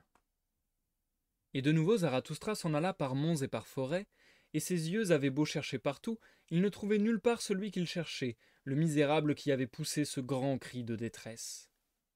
Mais chemin faisant, il était plein d'allégresse et de reconnaissance en son cœur. Que de bonnes choses m'a donné cette journée, se disait-il, pour me dédommager d'avoir si mal commencé. Que de singulières rencontres. Je ruminerai longtemps leurs propos, comme on remâche le bon grain, jusqu'à ce que mes dents les aient broyés et moulus en fine farine, et qu'ils me coulent comme du lait dans l'âme. Mais comme le chemin contournait de nouveau un rocher, soudain le paysage changea, et Zarathustra entra dans le domaine de la mort. Des aiguilles rocheuses, rouges et noires surgirent, pas un brin d'herbe, pas un arbre, pas un cri d'oiseau. Car c'était une vallée que toutes les bêtes évitaient, même les bêtes de proie. Seule une espèce de gros et affreux serpent vert venait y crever dans leur vieillesse. Aussi, les pâtres appelaient-ils ce vallon la mort aux serpents. Zarathustra cependant se plongea dans de sombres souvenirs, car il lui semblait avoir été déjà une fois dans ce val, et son âme était accablée, de telle sorte qu'il ralentit de plus en plus le pas, puis s'arrêta. Mais alors, levant les yeux, il vit assis au bord du chemin quelque chose qui ressemblait à un homme, mais n'avait presque pas forme humaine, un être innommable. Et tout à coup, Zarathustra fut étreint par la grande honte d'avoir vu pareille chose. Rougissant jusqu'à la racine de ses cheveux blancs, il détourna les yeux et fit un pas pour s'éloigner de ce mauvais passage. Mais alors, la morne solitude prit une voix. Du sol montait un gargouillement et un râle, comme l'eau qui la nuit gargouille et râle dans les tuyaux obstrués. Finalement, ce fut une voix humaine et une parole humaine qui s'exprimait ainsi. Zarathustra, Zarathustra, devine mon énigme. Parle, parle, qu'est la vengeance contre le témoin? Recule, je t'en prie, la glace est glissante. Prends garde que ton orgueil ne s'y casse la jambe. Tu te crois sage, orgueilleux Zarathustra? Devine donc cette énigme, toi qui brises les noix les plus dures. Devine l'énigme que je suis. Dis-moi, qui suis-je, moi? Mais quand Zarathustra eut entendu ces paroles, que croyez-vous qui se passa dans son âme? La pitié l'assaillit, et il tomba comme une masse, tel un chêne qui a longtemps tenu tête à de nombreux bûcherons et qui tombe d'une chute lourde, soudaine, à la terreur de ceux-là même qui voulaient l'abattre. Mais déjà il se relevait, et ses traits se durcirent. « Je te reconnais, dit-il d'une voix d'airain. Tu es le meurtrier de Dieu. Laisse-moi passer. Tu n'as pu supporter qu'il te vît, toi, qu'il t'eût constamment sous les yeux et te perçât à jour, ô le plus hideux des hommes. Tu t'es vengé de ce témoin. » Ayant ainsi parlé, Zarathustra voulut poursuivre sa route, mais l'être innommable le saisit par un pan de son manteau et se remit à gargouiller en cherchant ses mots. « Reste, dit-il enfin, reste, ne t'éloigne pas. J'ai deviné quelle est la hache qui t'a abattu, mais à la bonne heure, ô Zarathustra, tu t'es redressé. Tu as deviné, je le sais, ce que doit éprouver celui qui l'a tué, le meurtrier de Dieu. Reste, prends place à côté de moi, tu n'y perdras rien. Vers qui voudrais-je aller, sinon vers toi? Assieds-toi, mais ne me regarde pas. Respecte aussi ma laideur. Ils me persécutent. Tu es à présent mon dernier refuge. Non, pas de leur haine, non plus que de leurs sbires. Oh, je me rirais d'une pareille poursuite, j'en serais fier et content. Le succès n'est-il pas toujours du côté de ceux qui ont été persécutés?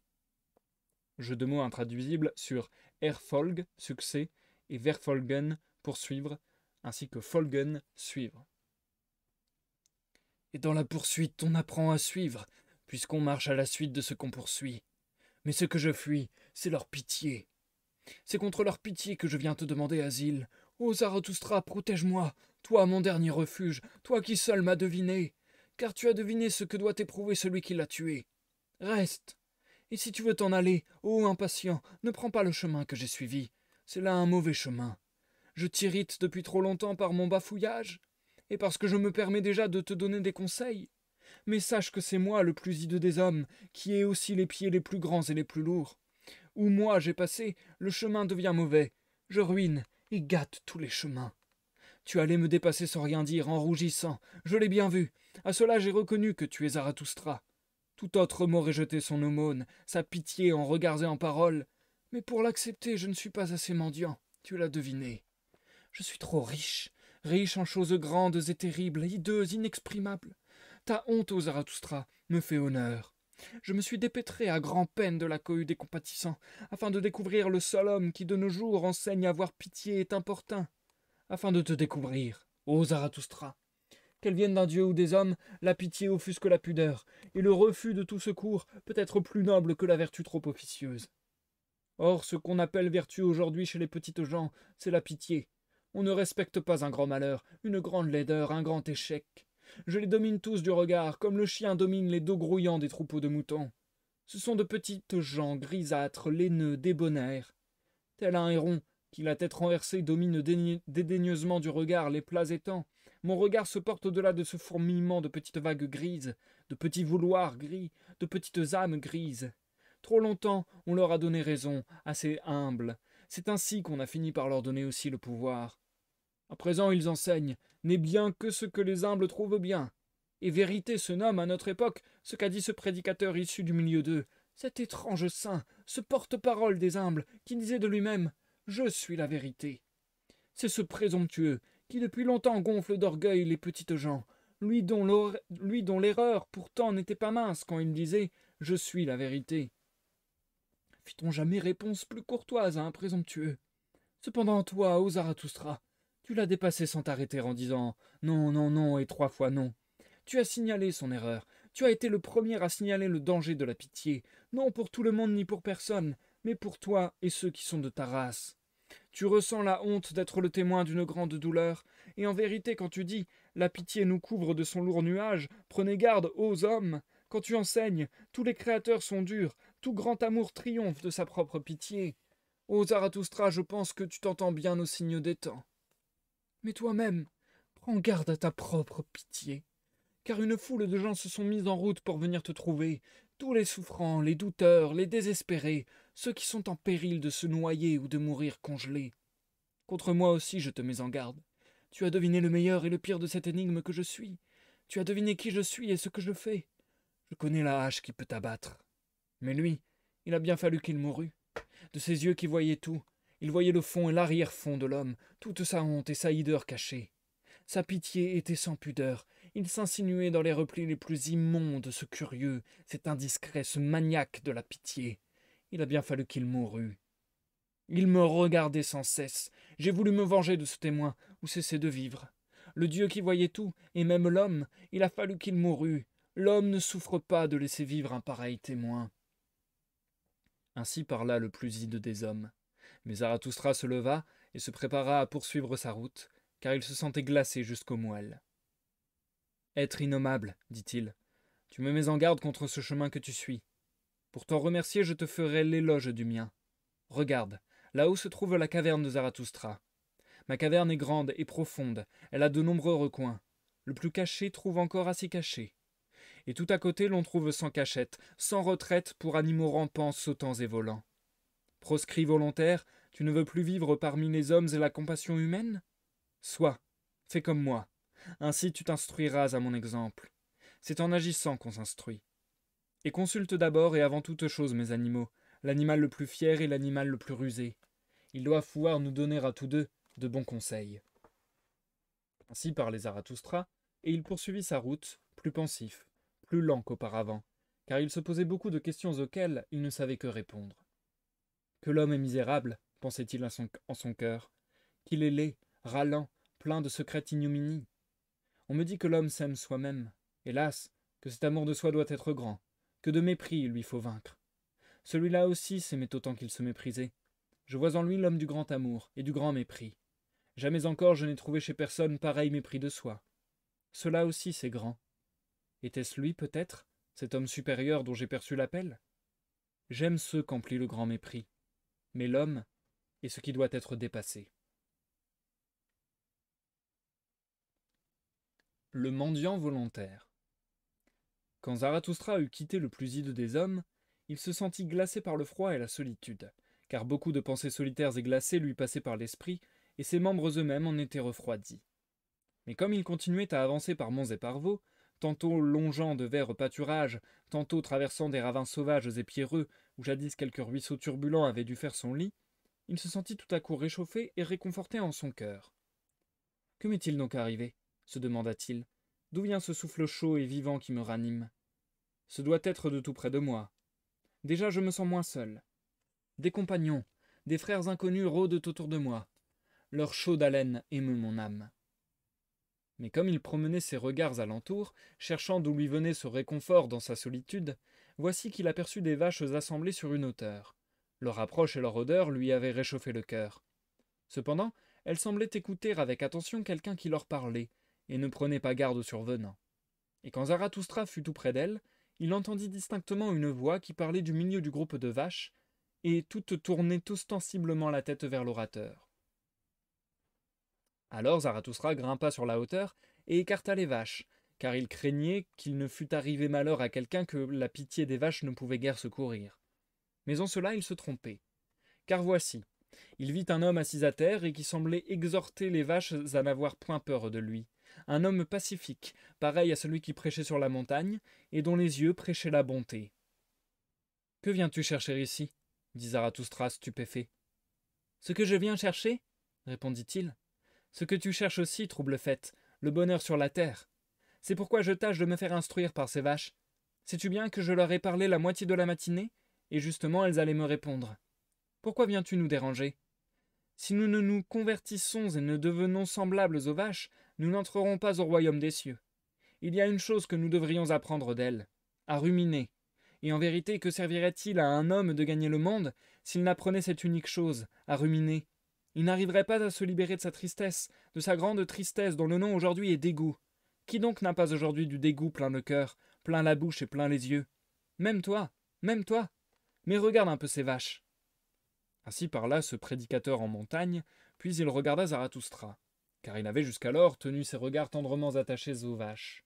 Mais aussitôt il changea de visage. Qui est cet homme à qui je parle? S'écria-t-il effrayé, en se redressant d'un bond. C'est l'homme qui ignore le dégoût. C'est Zarathustra en personne, celui qui a triomphé du grand dégoût. Ce sont bien les yeux, ce sont les lèvres, c'est le cœur de Zarathustra. Et tout en parlant, il baisait les mains de celui à qui il parlait, et il se comportait comme s'il lui était tombé du ciel à l'improviste un joyau sans prix. Mais les vaches, voyant tout cela, s'en émerveillaient. Ne parle pas de moi, homme étrange et délicieux, disait Zarathustra en se défendant contre sa tendresse. Parle-moi d'abord de toi. N'es-tu pas le mendiant volontaire qui a naguère renoncé à une grande richesse? Celui qui avait honte de sa richesse et des riches, et qui se réfugia parmi les plus pauvres pour leur faire don de son abondance et de son cœur? Mais ils ne voulurent pas de lui. Mais ils n'ont pas voulu de moi, dit le mendiant volontaire. Tu le sais. J'ai donc fini par aller chez les bêtes et chez ces vaches. Et tu as vu alors, dit Zarathustra en l'interrompant, combien il est plus difficile de bien donner que de bien recevoir, et qu'il y a un art de bien offrir qui est la suprême et la plus subtile virtuosité de la bonté. Surtout de nos jours, répliqua le mendiant volontaire. De nos jours où tout ce qui est bas est en état de révolte, farouche et plein d'orgueil à sa façon populacière. Car l'heure est venue, tu le sais, l'heure de la grande insurrection de la populace et des esclaves, l'heure de cette grande, maligne, longue et lente insurrection, qui ne fait que grandir sans cesse. À présent, le moindre bienfait, la moindre largesse révolte les humbles, et ceux qui sont trop riches n'ont qu'à se bien tenir. Ceux qui ressemblent à des bouteilles ventrues à goulot étroit, qui ne donnent leur contenu que goutte à goutte, on aime de nos jours à leur briser le col. Luxure avide, jalousie bielleuse, sombre rancune, orgueil plébéien, voilà tout ce qui m'a sauté aux yeux. Il n'est plus vrai de dire « bienheureux les pauvres », mais le royaume des cieux existe, parmi les vaches. Et pourquoi pas parmi les riches? Demanda Zarathustra pour l'éprouver, tout en écartant les vaches qui reniflaient familièrement sur le visage du débonnaire. Pourquoi me tentes-tu? Répondit l'autre. Tu le sais mieux que moi. Qu'est-ce qui m'a poussé à m'en aller vers les pauvres, ô Zarathustra? N'était-ce pas le dégoût que j'ai des riches? De ces forçats de la richesse, qui cherchent leur profit jusque dans les balayures, avec des yeux froids, des pensées cupides, de cette racaille dont la puanteur monte vers le ciel, populace frelatée et dorée dont les pères étaient des larrons, des détrousseurs de cadavres ou des chiffonniers, gente complaisante aux femmes, lubriques et oublieuses, car en fait, ils ne diffèrent guère des putains. Populace en haut de l'échelle, populace en bas. Qu'est-ce encore aujourd'hui que pauvres ou riches? J'ai désappris de faire cette différence, et je me suis enfui plus loin, toujours plus loin, jusqu'à ce que je me sois trouvé parmi ces vaches. Ainsi parla le pacifique, soufflant lui-même et suant à ses propres paroles, si bien que les vaches de nouveau s'étonnèrent. Mais Zarathustra le regardait sans cesser de sourire, tandis qu'il tenait des propos si durs, et il secouait la tête sans rien dire. Tu te fais violence, prédicateur en montagne, en usant de mots si durs. Tes lèvres ni tes yeux ne sont faits pourtant de dureté. Ni à ce qu'il me semble ton estomac non plus. Toute cette colère, cette haine, cette fureur lui sont contraires. Ton estomac réclame des aliments plus doux. Tu n'as rien d'un boucher. Tu me parais bien plutôt homme à vivre de plantes et de racines. Peut-être broies-tu des graines pour ta nourriture, mais, assurément, tu répugnes aux joies de la chair et tu aimes le miel. Tu m'as bien deviné, répondit le mendiant volontaire, le cœur allégé. J'aime le miel, je broie des grains, car je recherche ce qui a bon goût, et ce qui donne une haleine pure, et ce qui prend beaucoup de temps, ce qui occupe des jours entiers les mâchoires des doux flâneurs, des doux fainéants. Ces vaches, il est vrai, en savent plus long encore. Elles ont inventé de ruminer et de se vautrer au soleil, et elles s'abstiennent aussi de toute pensée pénible qui gonfle le cœur. C'est bon, dit Zarathustra, mais tu devrais voir mes animaux à moi, mon aigle et mon serpent. Ils n'ont pas leur pareil sur terre à l'heure actuelle. Vois, ce chemin là-haut mène à ma caverne. Sois-en l'hôte ce soir, et tu t'entretiendras avec mes animaux du bonheur animal jusqu'à mon retour, car à présent, un cri de détresse m'appelle en hâte loin de toi. Tu trouveras aussi chez moi du miel nouveau, du miel doré en rayons, frais comme glace. Mange-en. Mais maintenant, prends vite congé de tes vaches, homme étrange et délicieux, si dur que cela te soit, car tu as en elles tes meilleurs amis et tes meilleurs maîtres. À l'exception d'un seul que j'aime mieux encore, reprit le mendiant volontaire. Tu es bon, meilleur même qu'une vache, ô Zarathustra. Va-t'en, va-t'en vite, affreux flatteur, cria Zarathustra irrité. Pourquoi veux-tu me corrompre avec le miel de tes louanges et de ta flatterie? Va-t'en, va-t'en loin de moi, cria-t-il encore une fois, menaçant du bâton le tendre mendiant. Mais celui-ci s'enfuit en toute hâte.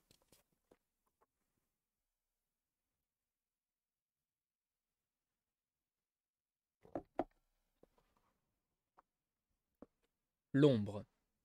Mais à peine le mendiant volontaire se fut-il éloigné, et Zarathustra se fut-il retrouvé seul, qu'il entendit derrière lui une autre voix qui criait « Halte, Zarathustra, attends-moi, c'est moi, ô Zarathustra, moi, ton ombre. » Mais Zarathustra ne s'arrêta point, car un soudain dépit le gagna à cause de cette foule importune qui encombrait sa montagne. « Qu'est devenue ma solitude, se disait-il, c'en est trop pour moi à la fin. Cette montagne est grouillante, mon royaume n'est plus de ce monde-ci. Il me faudra d'autres montagnes.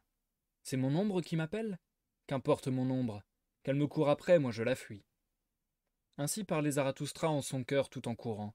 Mais celui qui était derrière lui le poursuivait, et bientôt ils furent trois à se courir après, le mendiant volontaire, puis Zarathustra, et en troisième et dernier lieu, son ombre. Il n'avait pas longtemps couru que Zarathustra se repentit de sa folie, et secoua d'un seul coup tout dépit et toute répugnance. « Et quoi, se dit-il, n'est-ce pas chez nous, vieux ermites, vieux saints, qu'arrivent toujours les choses les plus risibles? En vérité, ma folie a prospéré en montagne. Voilà maintenant que j'entends six vieilles jambes de fou cliqueter à la queue leu. Mais Zarathustra a-t-il le droit d'avoir peur du nombre? Aussi bien je finis par croire qu'elle a les jambes plus longues que moi. » Ainsi parlait Zarathustra, riant de tous ses yeux et de ses entrailles même.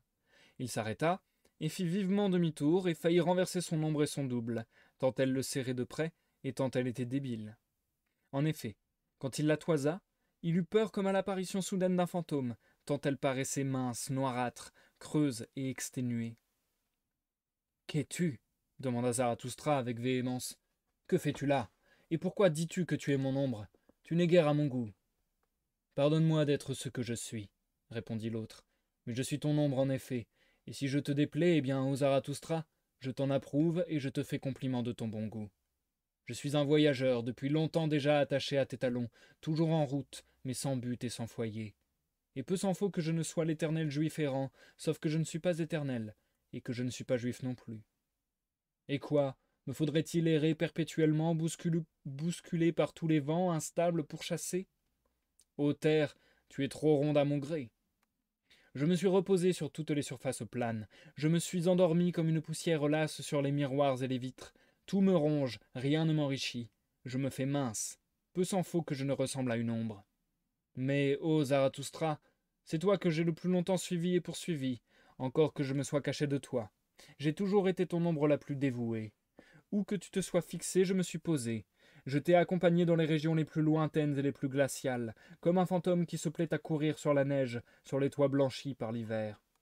Avec toi, j'ai pénétré dans tout ce qu'il y a de plus interdit au monde, de pire et de plus lointain, et s'il y a quelque vertu en moi, c'est de n'avoir reculé devant aucun interdit. Avec toi, j'ai brisé tout ce que mon cœur avait adoré, j'ai renversé toutes les bornes frontières et toutes les statues, j'ai cédé aux désirs les plus dangereux. En vérité, j'ai passé une fois au moins en courant par-dessus tous les crimes. Avec toi, j'ai perdu la foi dans les mots, les valeurs consacrées et les grands noms. Quand le diable change de peau, ne change-t-il pas de nom du même coup? Car le nom est une sorte d'épiderme, et le diable lui-même n'est peut-être qu'un épiderme. Rien n'est vrai, tout est permis, me disais-je un jour pour me réconforter. Je me plongeai tout entier, tête et cœur, dans les eaux les plus glaciales. Ah, que de fois en suis-je sorti nu et rouge comme une écrevisse. Hélas, qu'ai-je fait de tout ce qui était bon en moi, de ma pudeur et de ma foi dans les bons? Hélas, où s'en est allée cette candeur mensongère que j'ai possédée jadis, la candeur des bons et de leurs nobles mensonges? Trop souvent, en vérité, j'ai serré de près la vérité. Alors elle m'a heurté de front. Parfois j'ai cru mentir, et c'est alors que je me suis trouvé en face de la vérité. Trop de choses me sont devenues claires. Rien ne m'importe plus. Il n'y a plus rien que j'aime au monde. Comment pourrais-je encore m'aimer moi-même? Mener la vie qui me fait envie ou ne pas vivre du tout. Voilà ce que je veux. Ce que je veux aussi le plus grand des saints. Ce que veut aussi le plus grand des saints. Mais hélas, ai-je encore, moi, envie de quoi que ce soit? Ai-je moi encore un but, un port où tendre ma voile? Un vent favorable, hélas, seul celui qui sait où il va sait aussi quel est le vent favorable qui l'y mènera. Que me reste-t-il? Un cœur las, plein d'impiété, un vouloir instable, des ailes qui battent follement, une échine brisée. Cette poursuite de ma patrie, ô Zarathustra, le sais-tu bien, c'est là le mal qui me poursuit. Il me dévore. Jeu de mots intraduisible entre Heim, patrie, foyer, Suren, chercher, et Heimsurung, épreuve, affliction. Où est ma patrie? Je m'en informe, et je la cherche, et l'ai chercher sans la trouver. Ô Éternel partout, ô Éternel nulle part. Ô Éternel, en vain. Ainsi parla l'ombre, et le visage de Zarathustra s'allongeait en l'écoutant. Oui, tu es mon ombre, dit-il enfin avec tristesse. Le danger que tu cours n'est pas négligeable, libre esprit voyageur. Ta journée a été mauvaise, et soin que la soirée ne soit pas pire. Les inquiets comme toi finissent par trouver du charme même à une prison. As-tu jamais vu dormir des criminels qu'on vient d'arrêter? Ils dorment paisiblement, ils jouissent de leur récente sécurité. Prends garde que pour finir quelque étroite croyance ne s'empare de toi, quelque dure et rigide illusion, car désormais tu seras séduit et tenté par tout ce qui est étroit et rigide. Tu as perdu ton but? Hélas, comment pourras-tu en prendre ton parti? Comment te consoleras-tu de cette perte? Du même coup, tu as aussi perdu ta route. Pauvre errant, pauvre égaré, papillon fatigué, veux-tu goûter ce soir un répit et un foyer? Alors monte jusqu'à ma caverne. Voilà le chemin de ma caverne, et maintenant je vais te quitter en toute hâte. Déjà je sens comme une ombre qui pèse sur moi. Je vais courir seul jusqu'à ce que je me retrouve en pleine clarté. Pour cela il me faudra longtemps encore mouvoir gaillardement mes jambes. Mais chez moi, ce soir, on dansera. Ainsi parlait Zarathustra. Midi. Et Zarathustra se mit à courir sans plus rencontrer personne. Bientôt il se retrouva seul et se ressaisit, heureux de pouvoir se nourrir et se repaître de sa solitude et penser à de bonnes choses pendant des heures. Mais vers midi, comme le soleil était au zénith au-dessus de lui, il arriva près d'un vieil arbre tordu et noueux, qu'enlacé et qu'enveloppait de toutes parts l'étreinte d'une vigne amoureuse. Des grappes dorées s'offraient aux voyageurs à foison. Alors il sentit l'envie d'étancher une soif légère et de cueillir une grappe, mais comme il tendait déjà la main, il eut encore plus envie d'autre chose, de s'allonger sous l'arbre et de dormir un peu en plein midi. Ainsi fit-il, et à peine se fut-il étendu sur le sol dans le silence et le mystère de l'herbe fleurie, qu'il oublia sa soif et s'endormit. Car il y a un proverbe de Zarathustra qui dit « De deux choses, l'une est plus nécessaire que l'autre ». Cependant il gardait les yeux ouverts, car il ne se rassasiait pas de voir et de célébrer l'arbre et la vigne amoureuse. Et tout en s'endormant, Zarathustra se disait en son cœur « Silence, silence, n'est-il pas vrai que le monde vient de toucher à sa perfection? Qu'est-ce donc qui m'arrive? Comme une brise délicieuse danse invisible sur la mer aplanie, légère, légère comme la plume, ainsi le sommeil danse sur mon esprit. Il ne clôt pas mes yeux, il laisse mon âme éveillée. Il est léger, en vérité, léger comme la plume. Il me circonvient, je ne sais comment. De sa main caressante, il effleure ma fibre la plus intime. Il s'empare de moi. Il oblige mon âme elle-même à s'allonger aussi. Qu'elle me semble longue et lasse, cette âme étrange. Est-ce déjà le soir du 7e jour qui la surprend en plein midi? A-t-elle trop longtemps erré avec délice parmi les choses bonnes et mûres? La voilà étendue de tout son long, plus longue encore. La voilà muette, mon âme étrange. Elle a savouré trop de bonnes choses. Cette tristesse dorée lui pèse, sa bouche se contracte. Telle une barque qui accoste dans la baie la plus calme qui soit au monde, elle s'adosse maintenant à la terre, lasse des longs voyages et des mers incertaines. La terre n'est-elle pas plus sûre? Telle cette barque qui recherche l'appui, la caresse de la terre, il suffit alors qu'une araignée tisse son fil entre la terre et elle. Point n'est besoin d'un câble plus fort. Pareil à cette barque lasse dans la plus paisible des baies, je repose au contact de la terre, fidèle, confiant dans l'attente, lié à elle par les fils les plus ténus. Ô bonheur, ô bonheur, tu voudrais sans doute chanter, ô mon âme, tu gis dans l'herbe, mais voici l'heure secrète et solennelle où nul pâtre ne souffle plus son chalumeau. Prends garde, midi brûlant dort sur les pâturages. Ne chante pas, silence, le monde touche à sa perfection. Ne chante pas, oiseau des prés, ô mon âme, ne chuchote même pas. Regarde, silence, L'antique midi est endormi, il remue les lèvres. Ne vient-il pas de boire une goutte de bonheur? Une vieille goutte brune d'un bonheur doré, d'un vin doré. Un souffle passe sur lui, son bonheur rit. Ainsi rit un dieu. Silence. Il est heureux qu'il en faille si peu pour être heureux. Ainsi pensais-je naguère, me croyant sage. Mais c'était un blasphème. Je m'en aperçois à présent. Les fous dans leur sagesse parlent mieux. La moindre chose, la moins bruyante et la plus légère, le frôlement d'un lézard, un souffle, un glissement, un clin d'œil, c'est de ce peu que se compose l'essence du bonheur le plus exquis. Silence. Que m'est-il arrivé? Écoutez, le temps s'est-il envolé? Serait-ce que je tombe, que je suis tombé? Écoutez, dans le puits de l'éternité? Que m'arrive-t-il? Silence. Une flèche m'a blessé, hélas, au cœur, oh, brise-toi, cœur, après un tel bonheur, après une telle blessure. Comment? Le monde ne vient-il pas de toucher à sa perfection? N'est-il pas trop rond et mûr? Oh, ce cercle d'or d'une rondeur parfaite, où va-t-il s'envoler, que je lui cours après? Il a fui. Silence. Ici Zarathustra s'étira et sentit qu'il dormait. Debout, se dit-il à lui-même, debout, dormeur, dormeur en plein midi. Allons, courage, mes vieilles jambes. Il est temps, il est plus que temps. Il vous reste encore à faire un bon bout de chemin. Maintenant vous avez assez dormi. Combien de temps? Une demi-éternité à tout le moins. Allons, courage, vieux cœur. Après un tel somme, combien de temps te faudrait-il pour avoir de nouveau sommeil? Mais aussitôt il se rendormit, et son âme se défendait et lui résistait, et elle se recoucha. Laisse-moi donc. Silence. Le monde ne vient-il pas de toucher à sa perfection? Oh, la belle balle d'or toute ronde. Lève-toi, dit Zarathustra, petite voleuse fainéante. Quoi? Toujours t'étirer, bâiller, soupirer, te laisser choir dans des puits profonds? Qui donc es-tu, mon âme? Et ici il tressaillit effrayé, car un rayon de soleil tomba droit du ciel sur son visage. Ô ciel au-dessus de ma tête, dit-il en soupirant et en se redressant sur son néant. Tu me regardes? Tu écoutes cette âme étrange? Quand boiras-tu cette goutte de rosée tombée sur toutes les choses terrestres? Quand boiras-tu cette âme étrange?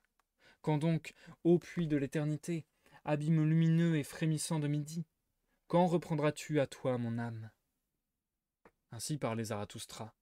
Il se releva de sa couche sous l'arbre, comme s'il sortait d'une étrange ivresse, et voici le soleil était encore au zénith droit au-dessus de la tête, droit au-dessus de sa tête. De quoi l'on pourrait conclure que Zarathustra n'avait pas dormi longtemps ce jour-là.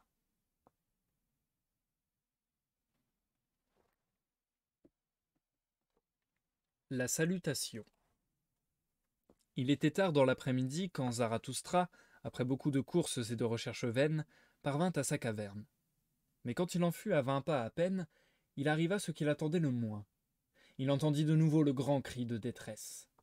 Et chose étrange, ce cri sortait cette fois de sa caverne. Or c'était un étrange cri, prolongé et multiple, et Zarathustra distinguait nettement qu'il était produit par plusieurs voix, bien que de loin il fît l'effet de sortir d'une seule bouche. Alors Zarathustra s'élança vers sa caverne. Quel spectacle l'attendait après ce concert! Car il voyait assis là, côte à côte, tous ceux qu'il avait laissés en chemin pendant la journée. Le roi de droite et le roi de gauche, le vieil enchanteur, le pape, le mendiant volontaire, l'ombre, l'esprit de scrupule, le prophète de mauvais augure, et l'âne. Mais l'homme hideux avait mis une couronne et s'était ceint de 2 écharpes de pourpre, car il aimait, comme tous ceux qui sont laids, à se travestir et à faire le beau. Mais au milieu de cette triste société se tenait l'aigle de Zarathustra, hérissé et inquiet, car on lui posait une foule de questions auxquelles sa fierté lui interdisait de répondre, et le rusé serpent pendait enlacé à son cou. Zarathustra fut grandement surpris, mais ensuite il examina chacun de ses hôtes avec une bienveillante curiosité, et ayant lu dans leurs âmes, il s'étonna de rechef. Cependant tous s'étaient levés de leur siège, et attendaient avec respect que Zarathustra prît la parole. Et Zarathustra leur parla en ces termes. Homme désespéré, homme singulier, c'est donc votre cri de détresse que j'ai entendu.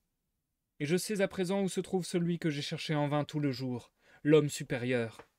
Le voilà donc dans ma caverne, l'homme supérieur. Mais pourquoi m'en étonner? Ne l'ai-je pas moi-même attiré ici par l'offrande du miel et les malins appâts de mon bonheur? Mais vous me paraissez mal fait pour vous accorder. Vous ne cessez de vous irriter les uns contre les autres, vous tous qui êtes là côte à côte, poussant des appels de détresse. Vous auriez besoin qu'un autre se joignît à vous, un autre qui vous apprendrait à rire de nouveau, un bon bouffon bien jovial, un danseur, un coup de vent, un feu follet, quelque vieux fou. Que vous ensemble. Pardonnez-moi, ô désespérés, de me servir de mots si humbles, indignes en vérité de tels hôtes. Mais vous ne devinez pas ce qui me met le cœur en joie. C'est vous-même, c'est de vous voir là, excusez-moi. En effet, on reprend courage quand on voit un désespéré, et pour rendre courage à un désespéré, tout le monde se croit assez fort. Vous m'avez aussi donné cette force, c'est un don précieux, mes nobles invités, un bon présent à faire à son hôte. Allons, ne soyez point irrités si je vous offre à mon tour de ce que je possède. C'est ici mon domaine et mon royaume, mais ce soir et cette nuit, tout ce qui est mieux sera vôtre. Mes animaux vous serviront, ma caverne sera votre lieu de repos. Je ne veux pas de désespérer chez moi, à mon foyer. Dans mon domaine, j'entends protéger chacun contre ses propres fauves. Et la première chose que je vous offre, c'est la sécurité. Mais la deuxième, c'est mon petit doigt. Et quand vous le tiendrez, saisissez la main tout entière, et ma foi, le cœur avec. Vous êtes ici les bienvenus, les très bienvenus, ô mes hôtes. Ainsi parlait Zarathustra, riant d'un air de tendresse et de malice à la fois. Après cette allocution, de bienvenue, ses hôtes s'inclinèrent de nouveau, gardant un silence respectueux. Mais le roi de droite répondit en leur nom. À la façon dont tu nous as tendu la main et souhaité la bienvenue, nous avons reconnu que tu es Zarathustra. Tu t'es humilié devant nous, un peu plus tu aurais blessé notre déférence. Mais quel autre que toi pourrait s'humilier avec tant d'orgueil? Cela même nous redresse, réconforte nos yeux et nos cœurs. Rien que pour voir cela, nous serions prêts à gravir des monts plus hauts encore. Nous sommes venus avec des regards avides, désireux de voir ce qui rassérène les yeux attristés. Et voici que déjà nous avons oublié notre appel de détresse. Déjà nos esprits et notre cœur sont ouverts et ravis. Peu s'en faut que notre courage ne devienne un joyeux défi. Il n'y a rien de plus tonique sur terre qu'une haute et forte volonté. C'est la plus belle plante qui soit. Tout le paysage est égayé par ce seul arbre. C'est au pin que je comparerai celui qui croit comme toi, ô Zarathustra. Ô silencieux, dur, solitaire, fait du meilleur bois et du plus flexible, magnifique, étalant au sommet ses fortes branches vertes afin d'étendre sa propre domination, posant des questions vigoureuses au vent, aux tempêtes et à tout ce qui est familier des hauteurs, y donnant des réponses plus vigoureuses encore, commandant en maître, en vainqueur. Ô qui ne gravirait de hautes montagnes pour y voir de pareilles plantes. Ton arbre, ô Zarathustra, rend le courage aux mélancoliques eux-mêmes, aux vaincus de la vie. Son aspect rassure les inquiets et guérit leur courage. Et en vérité, beaucoup de regards de nos jours sont fixés sur ta montagne et sur l'arbre qu'elle porte. Une aspiration puissante s'est levée, et beaucoup d'hommes ont appris à... et beaucoup d'hommes ont appris à dire qui est Zarathustra. Et tous ceux à qui jamais tu instillas dans l'oreille le miel de ton chant, les hommes secrets, ceux qui s'en vont à l'écart, seuls ou à deux, ont dit soudain en leur cœur: Zarathustra est-il encore en vie? Il ne vaut pas la peine de vivre, tout est égal, tout est vain, si nous ne pouvons vivre avec Zarathustra. Pourquoi ne vient-il pas, après s'être si longtemps annoncé? Et plus d'un se demande: a-t-il été englouti par la solitude? Parviendrons-nous à le retrouver? Or il apparaît à présent que la solitude a mûri, et qu'elle se fend comme un sépulcre qui ne peut plus retenir ses morts. On ne voit partout que ressuscités. Les flots montent peu à peu autour de ta montagne, ô Zarathustra, et si haute que soit ta cime, ils parviendront sans doute à te rejoindre, ta barque ne demeurera plus longtemps à sec. Et nous qui désespérions, nous sommes venus à ta caverne, et déjà nous avons cessé de désespérer. Ce n'est là que le signe et le présage qui annoncent que d'autres, meilleurs que nous, sont déjà en route pour venir te trouver. Car ce qui s'est mis en quête de toi, c'est le dernier reste de ce qu'il y a de divin dans l'homme. Ce sont tous les hommes qu'anime la grande nostalgie, le grand dégoût, la grande satiété. Tous ceux qui ne veulent plus vivre à moins de retrouver l'espérance, à moins qu'ils n'apprennent de toi, ô Zarathustra, la grande espérance. Ayant ainsi parlé, le roi de droite saisit la main de Zarathustra pour la baiser. Mais Zarathustra arrêta ce geste d'adoration et recula effrayé, taciturne, comme s'il s'enfonçait soudain dans des lointains infinis. Au bout d'un petit instant, cependant, il se retrouva auprès de ses hôtes, fixa sur eux un regard lucide et critique, et dit: « Hommes supérieurs, mes hôtes, je vous le dirai tout net, en bon allemand. Ce n'est pas vous que j'attendais dans ces montagnes. » Tout net en bon allemand? Que Dieu ait pitié de nous, dit le roi de gauche à part soi. On s'aperçoit qu'il ne connaît pas ses bons Allemands, ce sage d'Orient. Mais il veut dire, grossièrement, à l'allemande, soit. De nos jours, ce n'est pas le pire goût. Vous avez beau être probablement tous des hommes supérieurs, poursuivit Zarathustra, vous n'êtes à mon sens ni assez grand ni assez fort. À mon sens, je veux dire relativement à l'exigence inflexible que je tais mais que je ne tairai pas toujours. Et bien que vous soyez des miens, je ne vous considère pas comme mon bras droit. Car ceux qui, comme vous, s'avancent sur des jambes malades et débiles, qu'ils le sachent ou non, désirent être ménagés. Or, je ne ménage ni mes bras ni mes jambes, je ne ménage point mes guerriers. Comment seriez-vous propres à faire ma guerre? Vous me gâteriez mes victoires, et le son bruyant de mes tambours suffirait trop souvent à vous faire tomber à la renverse. Je ne vous trouve pas non plus assez beau ni assez bien né. Il me faut pour ma doctrine des miroirs purs et parfaitement polis. Mon image elle-même se déforme à votre surface. Trop de fardeaux, trop de souvenirs pèsent à vos épaules. Trop de lutins malévoles nichent dans vos replis. Il y a en vous trop d'instincts plébéiens qui se dissimulent.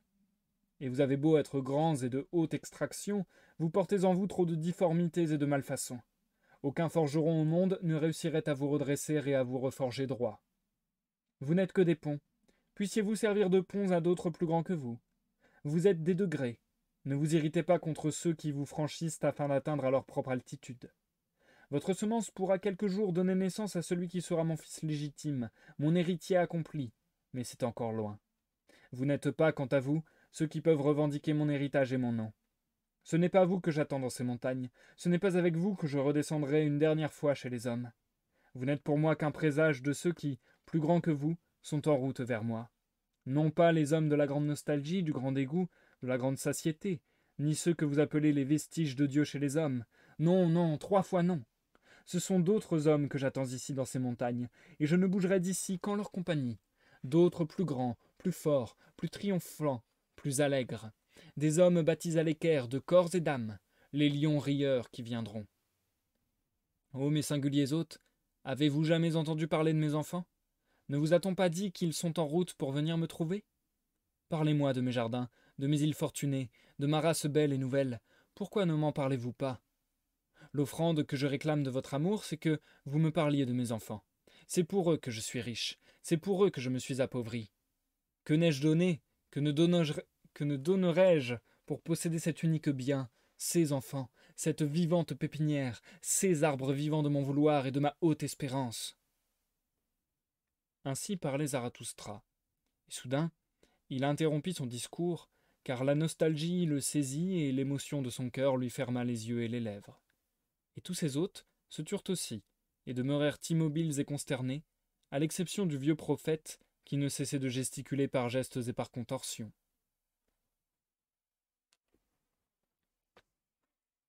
Et je vais m'arrêter là pour la lecture de ce soir, les amis. Nous lirons la suite et fin de la quatrième et dernière partie mardi à 21h. Sachant que je viens de voir la phrase qui commence le chant suivant. On sera sur une suite directe, pour le coup, de ce récit. On passe à l'outro du live.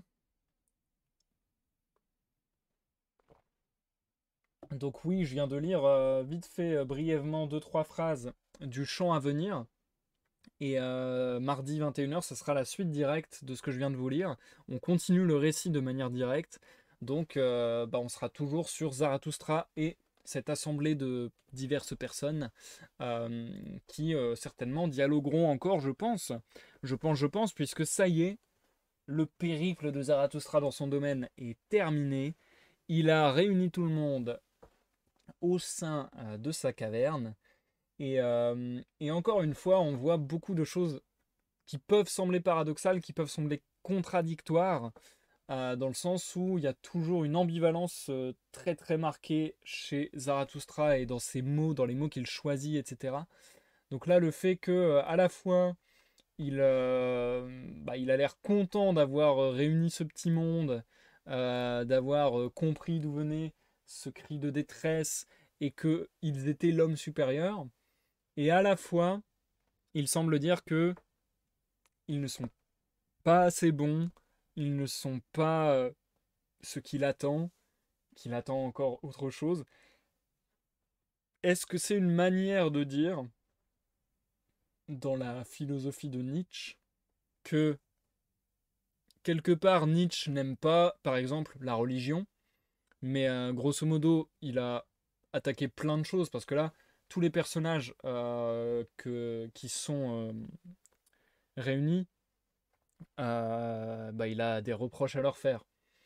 Donc est-ce que, quelque part, Nietzsche ne... J'ai que des termes grossiers en tête qui me viennent à la tête. En tête qui me viennent à la tête, ouais. J'ai que des termes grossiers qui me viennent en tête, c'est terrible.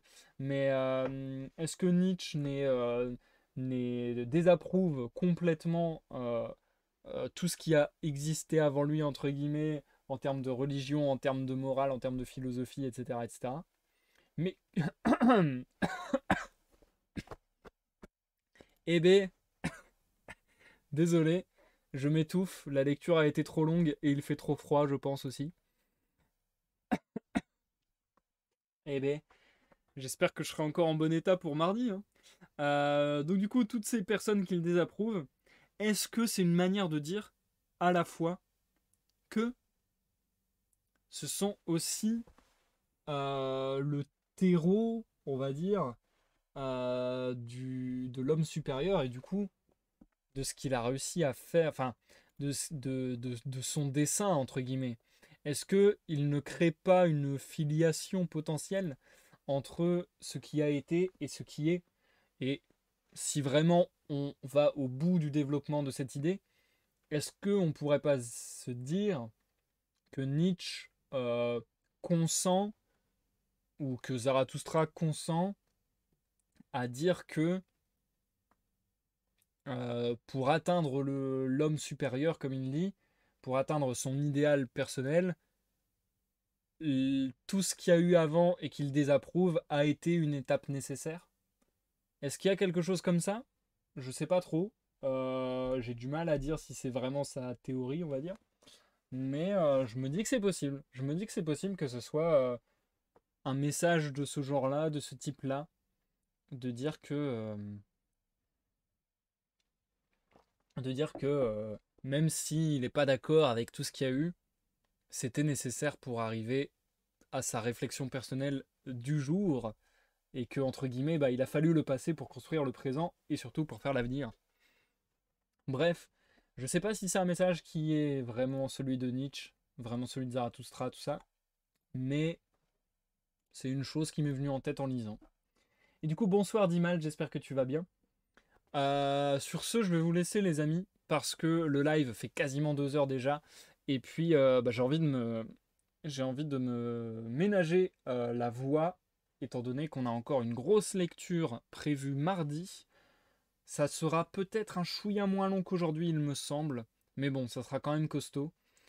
Donc du coup, avec cette lecture de mardi 21 h, on terminera ainsi par les Zarathustra, on terminera la quatrième et dernière partie et l'intégralité de l'œuvre.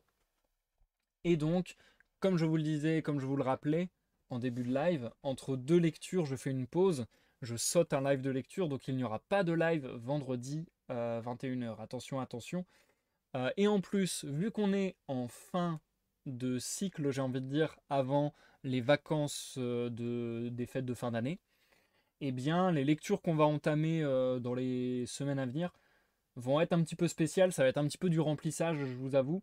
Donc il y aura peut-être des lives de découverte de l'univers de League of Legends pour lire quelques nouvelles, et il y aura peut-être, voire certainement, de la lecture de pièces de théâtre, je vais essayer, je pense, de refaire ça.